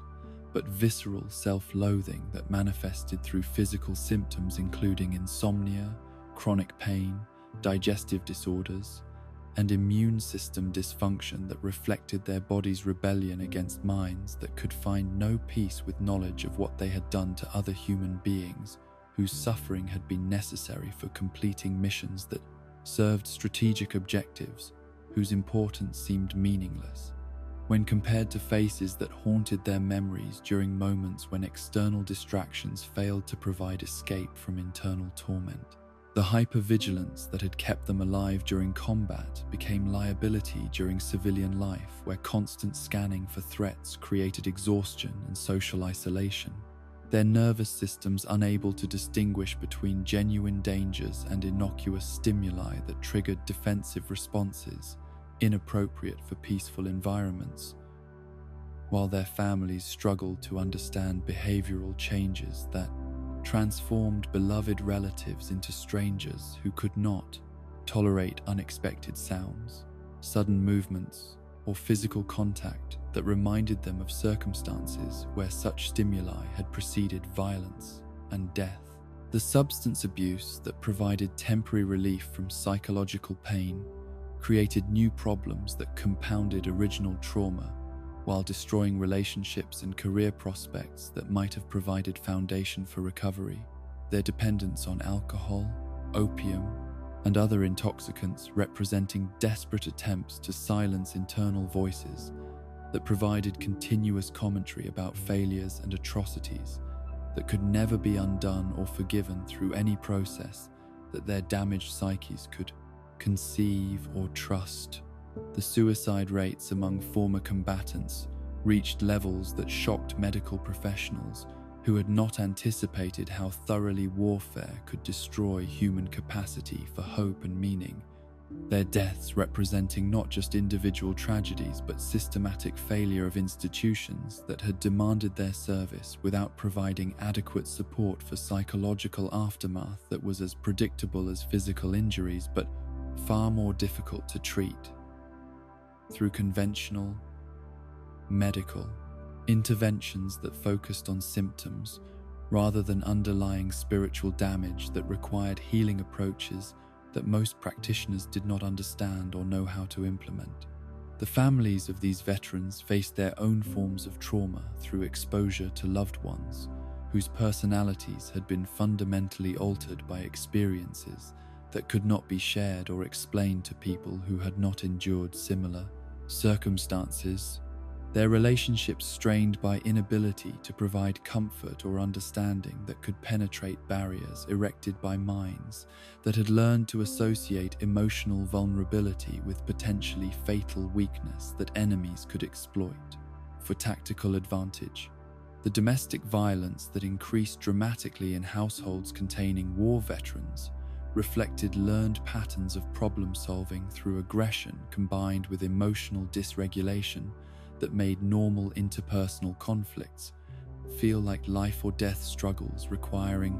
immediate and overwhelming response, their intimate partners and children becoming targets for rage that was actually directed at circumstances and individuals from wartime experiences that remained psychologically present despite physical absence from current environment. The economic displacement that followed military demobilization created additional stresses for populations already struggling with psychological adjustment to peacetime conditions. former soldiers competing for civilian employment with skills that were poorly suited for productive labor, while their trauma symptoms made them unreliable.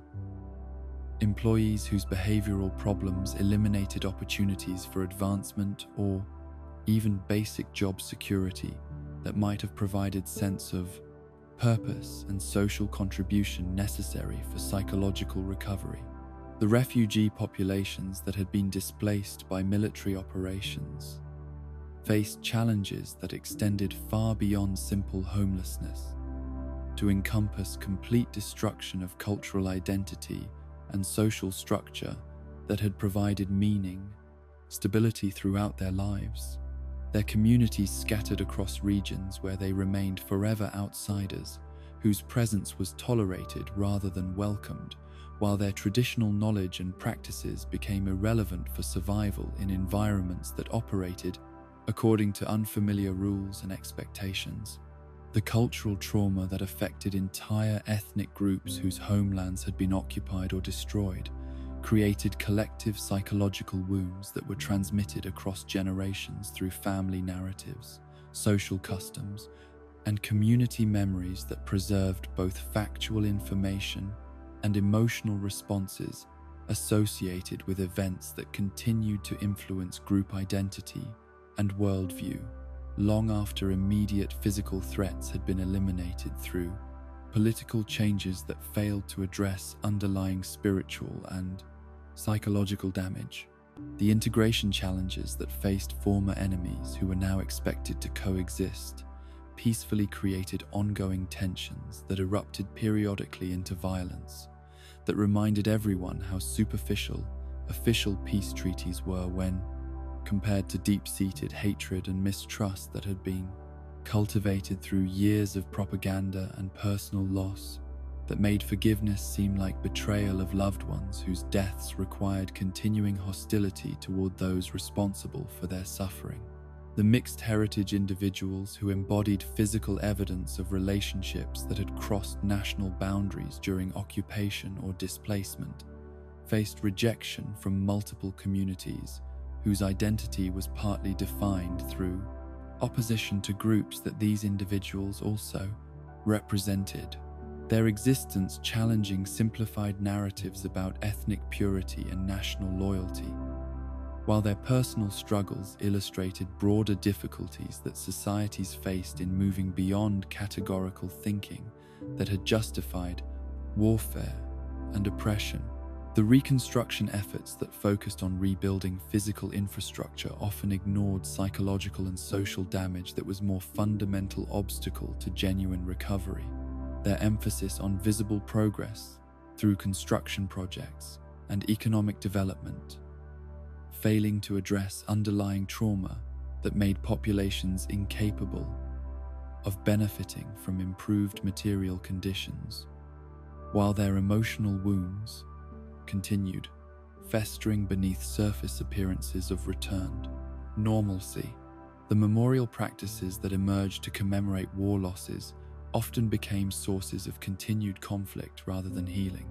Different groups seeking recognition for their specific suffering while minimizing or denying experiences of others, whose victimization complicated preferred narratives about heroes and villains that provided emotional satisfaction but prevented accurate understanding of complex historical realities that required acknowledgement of moral ambiguity rather than simple moral clarity. The educational challenges that faced children whose schooling had been disrupted by years of conflict created gaps in knowledge and social development that could never be fully remediated, their academic deficiencies combining with trauma symptoms to limit opportunities for advancement, while their behavioral problems made them difficult to educate through conventional methods that assumed stable home environments and emotional regulation capabilities that war had prevented them from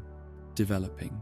The medical systems that attempted to treat physical injuries often lacked understanding or resources for addressing psychological wounds that were equally debilitating but less visible, their practitioners trained to repair bodies rather than minds, while their patients presented symptoms that seemed to have organic causes but actually reflected emotional damage. that manifested through somatic complaints that conventional treatments could not resolve because they failed to address underlying trauma that produced physical symptoms. The religious institutions that attempted to provide spiritual comfort and moral guidance struggled to reconcile theological teachings about justice and divine providence with evidence of systematic cruelty and innocent suffering that challenged fundamental assumptions about cosmic order and moral meaning. Their clergy, often sharing congregational trauma while lacking adequate preparation for addressing questions about faith and meaning that arose from exposure to events that seemed to contradict basic religious teachings about goodness and hope. The legal systems that attempted to establish justice and accountability for wartime actions faced impossible tasks of determining individual responsibility within contexts where moral choices had been constrained by circumstances that made survival dependent upon compliance with orders that violated personal ethics. Their proceedings often creating additional trauma for participants while failing to provide resolution or closure that could enable genuine healing for communities whose wounds extended beyond anything that courtroom procedures could adequately address. The economic inequality that emerged during Reconstruction often reflected wartime advantages that had accrued to individuals and groups whose collaboration with occupying forces or access to black market opportunities had enabled them to accumulate resources while others lost everything. Their post-war prosperity, creating resentment and social tension that undermined efforts to build cohesive communities capable of supporting collective healing and democratic governance that required trust and cooperation among citizens who had been taught to view each other as threats. The gender role disruptions that resulted from women's expanded responsibilities during wartime created ongoing conflicts about social organization and family structure. Their contributions to survival and resistance efforts, challenging traditional expectations about domestic roles, while their trauma and changed perspectives made return to pre-war patterns impossible, even when social pressure demanded conformity to familiar arrangements that no longer matched, psychological realities that had been transformed by experiences that conventional gender roles had never anticipated or prepared them to handle. And so the peace that had been won through terrible sacrifice revealed itself to be merely absence of active warfare rather than presence of conditions that enabled human flourishing. The psychological landscape of post-war societies remaining scarred by trauma that would require generations to heal, while their institutions struggled to address needs that exceeded anything their frameworks had been designed to handle, leaving populations to cope with damages that peace treaties could not repair and victory celebrations could not erase from memories that would carry forward into futures that remained haunted by ghosts of conflicts whose ending had brought silence, but not serenity to minds that had learned too much about human capacity for inflicting and enduring suffering that challenged every assumption about meaning and hope that had once made existence bearable. The avatar state that had been designed by cosmic forces as the ultimate expression of spiritual balance and earthly protection carried within its transcendent power the accumulated trauma of every incarnation that had ever wielded its terrible authority, their individual experiences of moral compromise and psychological damage becoming permanent components of a collective consciousness that grew heavier with each lifetime's burden of choices that required the sacrifice of personal innocence in service of universal responsibilities that no single soul should ever have been asked to bear alone. The process of entering this elevated state of consciousness involved temporarily dissolving the boundaries that normally protected individual identity from being overwhelmed by the vast repository of memories, emotions, and spiritual knowledge that had been gathered across millennia of existence, leaving the current incarnation's fragile sense of self exposed to influences that could shatter sanity or moral certainty through exposure to perspectives and experiences that transcended anything their personal development had, prepared them to comprehend or integrate without losing essential aspects of who they had been before. Cosmic power transformed them into something larger and more terrible than human consciousness was designed to contain. Avatar Aang's first experiences with this state revealed how unprepared his gentle nature had been for communion with predecessors whose lives had required moral compromises that his air nomad philosophy had never anticipated or provided frameworks for understanding. Their voices speaking in harmony about necessity of violence and pragmatic acceptance of collateral damage that challenged every principle he had learned about the sanctity of life and the possibility of resolving conflicts through compassion and understanding rather than superior force applied, with sufficient determination to eliminate opposition regardless of human costs. The rage that flowed through him during these episodes was not his own, but rather the accumulated fury of countless lifetimes spent witnessing injustice and suffering that had required responses he was temperamentally incapable of, providing their anger becoming his burden, while their wisdom remained partially inaccessible due to emotional barriers that his personality erected against influences that threatened to overwhelm his essential identity with perspectives that had been shaped by experiences he had never endured and hoped never to face in his current incarnation. Avatar Kyoshi's voice was often loudest among those counseling decisive action, her centuries of experience dealing with threats to world peace, providing arguments that were both logical and compelling about necessity of permanent solutions to problems that mercy had failed to resolve. Her massive presence within the collective consciousness, representing philosophical approach to leadership that prioritized results over methods, while her personal history demonstrated how even the most well-intentioned actions could produce consequences that contradicted original motivations and created new forms of suffering that required additional interventions to address. The guilt that permeated her contributions to Avatar state awareness reflected her recognition that many of the problems facing current incarnations had emerged from decisions she had made during her own lifetime. Her creation of the Dai Li, representing paradigmatic example of how attempts to preserve order and protect cultural values could become instruments of oppression that caused more harm than the chaos they had been designed to prevent, while her longevity had enabled her to witness personally the transformation of her idealistic initiatives into systems that served power rather than justice. Avatar Roku's presence carried different but equally troubling emotional weight. His failures to prevent Fire Nation aggression creating spiritual burden that manifested as desperate urgency to avoid repeating mistakes that had enabled century of warfare and suffering. His counsel, often colored by regret, that made him advocate for preemptive action that might prevent similar catastrophes, even when such interventions required moral compromises that his current incarnation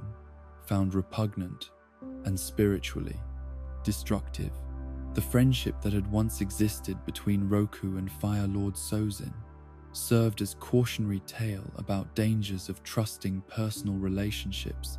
to constrain political ambitions that could transform beloved companions into existential threats requiring elimination through methods that violated every principle upon which their original bond had been based. His experience demonstrating how individual affection could become liability when dealing with forces that recognized no boundaries between public and private loyalties or acceptable limits on pursuit of power that justified any means necessary for achieving desired objectives. Avatar Kuruk's consciousness within the collective represented perhaps the most disturbing influence that Aang could encounter during Avatar State episodes. His lifetime of neglecting worldly responsibilities in favor of personal pleasure, having created spiritual imbalance that required correction through violent confrontations with dark forces that had emerged to fill vacuum left by his inattention to duties that only the Avatar could perform, his subsequent obsession with hunting, malevolent spirits having consumed his sanity,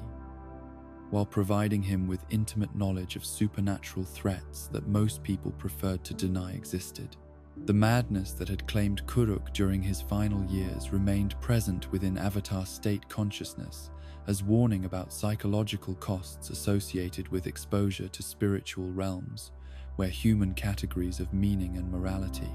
became meaningless, his experiences serving as evidence that even Avatar power had limitations that could be exceeded through contact with forces that operated according to principles that conscious minds could not comprehend without suffering damage that made normal existence impossible while leaving survivors capable of perceiving truths that others could not access or understand. The battles that Kuruk had fought against entities like Ko the Face Stealer and Father Glowworm had required him to employ methods that corrupted his essential nature, while leaving him with memories of actions that had been necessary for protecting mortal realm but which violated every spiritual principle that Avatar training was supposed to instill, his knowledge of these techniques becoming available to subsequent incarnations who might face similar threats but at cost of exposure to psychological influences that could transform protectors into mirrors of the evil they sought to eliminate. The love that Kuruk had shared with Umi and its tragic destruction through spiritual intervention represented another form of trauma that affected Avatar State consciousness, his personal loss serving as a reminder that cosmic responsibilities could require sacrifice of individual happiness and human relationships that gave existence meaning beyond abstract duties to maintain universal balance, his grief becoming permanent component of collective emotional landscape that made joy and contentment feel like betrayals of those who had suffered to preserve others' capacity for such experiences. Avatar Yang Chen's contributions to the collective consciousness carried their own forms of moral complexity, her absolute dedication to human welfare having required systematic suppression of spirit world concerns that created imbalances requiring correction by subsequent incarnations, whose lives became consumed by cleaning up problems that her single-minded focus on mortal needs had created through neglect of supernatural relationships that demanded attention regardless of their impact on immediate human concerns. The utilitarian calculations that had guided Yang Chen's decision-making processes provided intellectual frameworks for justifying actions that served greatest good for greatest number while ignoring or actively harming minorities, whose interests conflicted with majority welfare. Her legacy, demonstrating how even the most compassionate motivations could produce policies that caused terrible suffering when filtered through philosophical systems that reduced individual lives to statistical abstractions whose value could be weighed against collective benefits. The perfectionism that had characterized Yang Chen's approach to Avatar responsibilities created standards that no subsequent incarnation could hope to meet, while establishing precedents that made compromise and moral flexibility seem like failures of commitment rather than necessary adaptations to circumstances that required different approaches than those that had proven successful during previous eras when conditions and challenges had been fundamentally different from contemporary realities. The voice of One, the first Avatar, carried weight that transcended all others within the collective consciousness. His experiences with Vaatu and the original separation of spiritual and material realms, providing foundational knowledge that shaped every subsequent incarnation's understanding of their cosmic role, but his perspective had been formed during era when world was fundamentally different from anything later avatars would encounter, making his wisdom simultaneously essential and potentially obsolete for addressing problems that had not existed during his lifetime. The merger with Rava that had created Avatar State represented original trauma that echoed through every incarnation. The experience of losing individual identity through spiritual fusion, serving as template for psychological challenges that all subsequent avatars would face when accessing collective consciousness that threatened to overwhelm personal identity with accumulated experiences and perspectives that could transform essential self into something unrecognizable to friends and family who had known them before. Cosmic responsibilities had claimed priority over individual personality development. The responsibility for maintaining balance between spiritual and material realms that defined Avatar purpose created impossible psychological burden for individuals whose human nature made them naturally partisan toward either worldly concerns or supernatural considerations. Their attempts to serve both domains equally requiring constant internal compromise that left them satisfying neither completely, while their failures in one area created problems that demanded correction through methods that violated principles governing the other domain. The loneliness that characterized Avatar existence reflected not just practical isolation that came with unique responsibilities, but also spiritual separation from normal human experience that made meaningful relationships difficult to maintain when cosmic awareness made individual concerns seem simultaneously precious and trivial. Their enhanced perspective, creating emotional distance that protected them from being overwhelmed by empathy, while preventing them from experiencing the simple human connections that could provide psychological anchor during periods when universal responsibilities threatened to consume personal identity entirely. The temptation to remain permanently in Avatar state rather than returning to limited individual consciousness grew stronger with each incarnation's exposure to collective knowledge and power. The expanded awareness and enhanced capabilities, making normal human existence feel cramped and insufficient, while the accumulated wisdom of previous lives provided solutions to problems that individual intelligence could never solve, creating psychological pressure to abandon personal identity in favor of permanent merger with cosmic consciousness that promised effectiveness at cost of everything that made existence personally meaningful. The corruption that threatened Avatar consciousness came not from external evil but from gradual erosion of human values, through repeated exposure to situations that required violation of personal moral principles in service of abstract greater good, each compromise making subsequent violations easier, while accumulated guilt created psychological pressure to justify past actions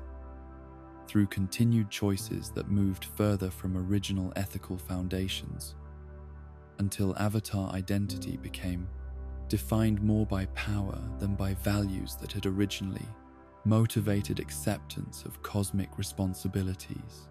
The madness that had claimed some previous incarnations represented breakdown that occurred when human psychology could no longer sustain contradictions between personal conscience and Avatar duties, their mental collapse serving as warning about limits of what individual consciousness could endure, while maintaining coherent sense of self that could function effectively in both spiritual and material domains, without losing essential humanity that made protection of life meaningful, rather than abstract obligation. The energy bending that Aang had employed against Fire Lord Ozai created new forms of trauma within Avatar state consciousness, his direct manipulation of another being's spiritual essence, having required him to touch forces that operated at levels more fundamental than normal bending,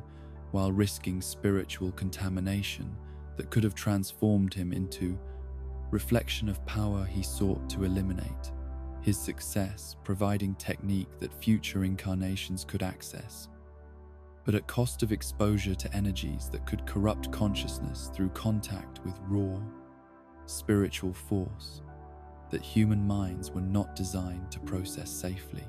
The physical toll that Avatar State placed upon mortal bodies grew more severe with each incarnation as collective consciousness expanded through additional lifetimes of accumulated experience.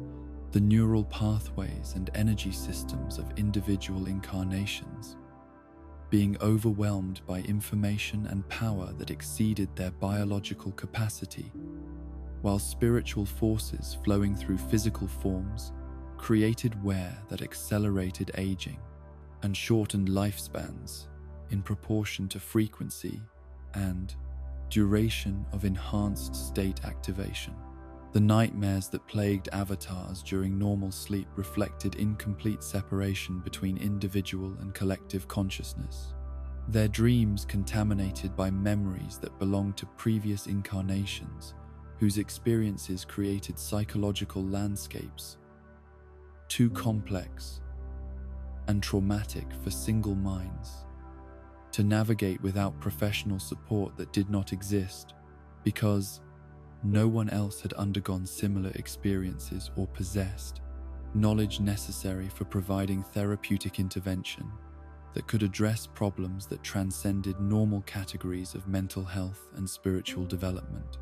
The identity confusion that characterized transitions between normal and enhanced consciousness created ongoing uncertainty about which thoughts and emotions belonged to current incarnation versus previous lives, their sense of self becoming fluid and unstable, while personality characteristics shifted according to influences from collective consciousness that could override individual preferences and behavioral patterns without warning, making authentic self-expression increasingly difficult to distinguish from channeling perspectives that belong to other people from different eras with different values and priorities. And so the Avatar State revealed itself as both blessing and curse that enabled protection of world at cost of psychological destruction for individuals who bore its burden, their sacrifice, ensuring universal balance, while their personal suffering remained hidden from populations who benefited from their service without understanding true price that cosmic responsibility demanded from souls who accepted duty to preserve harmony between realms whose competing demands could never be fully reconciled through methods that preserved sanity and spiritual integrity of those who stood guard against chaos that would consume everything if avatar power ever failed to maintain barriers between order and entropy that gave existence meaning and hope. And so we close our journey through the shadowed corners of the avatar world, where heroes carry scars deeper than any sword could make, where the price of power is measured in souls rather than gold, and where even the purest intentions can birth the darkest consequences. These truths do not diminish the light that heroes bring to their world. Perhaps they make it shine all the brighter by contrast. For in understanding the depths of suffering and moral complexity that define the Avatar universe, we better appreciate the courage it takes to choose compassion over vengeance, mercy over justice, hope over despair. Let these darker truths settle into your subconscious as you drift towards sleep, not as nightmares, but as reminders that even in worlds of magic and wonder, the greatest battles are fought not against external enemies, but against the darkness that lives within us all. Rest now, knowing that dawn always follows the darkest night.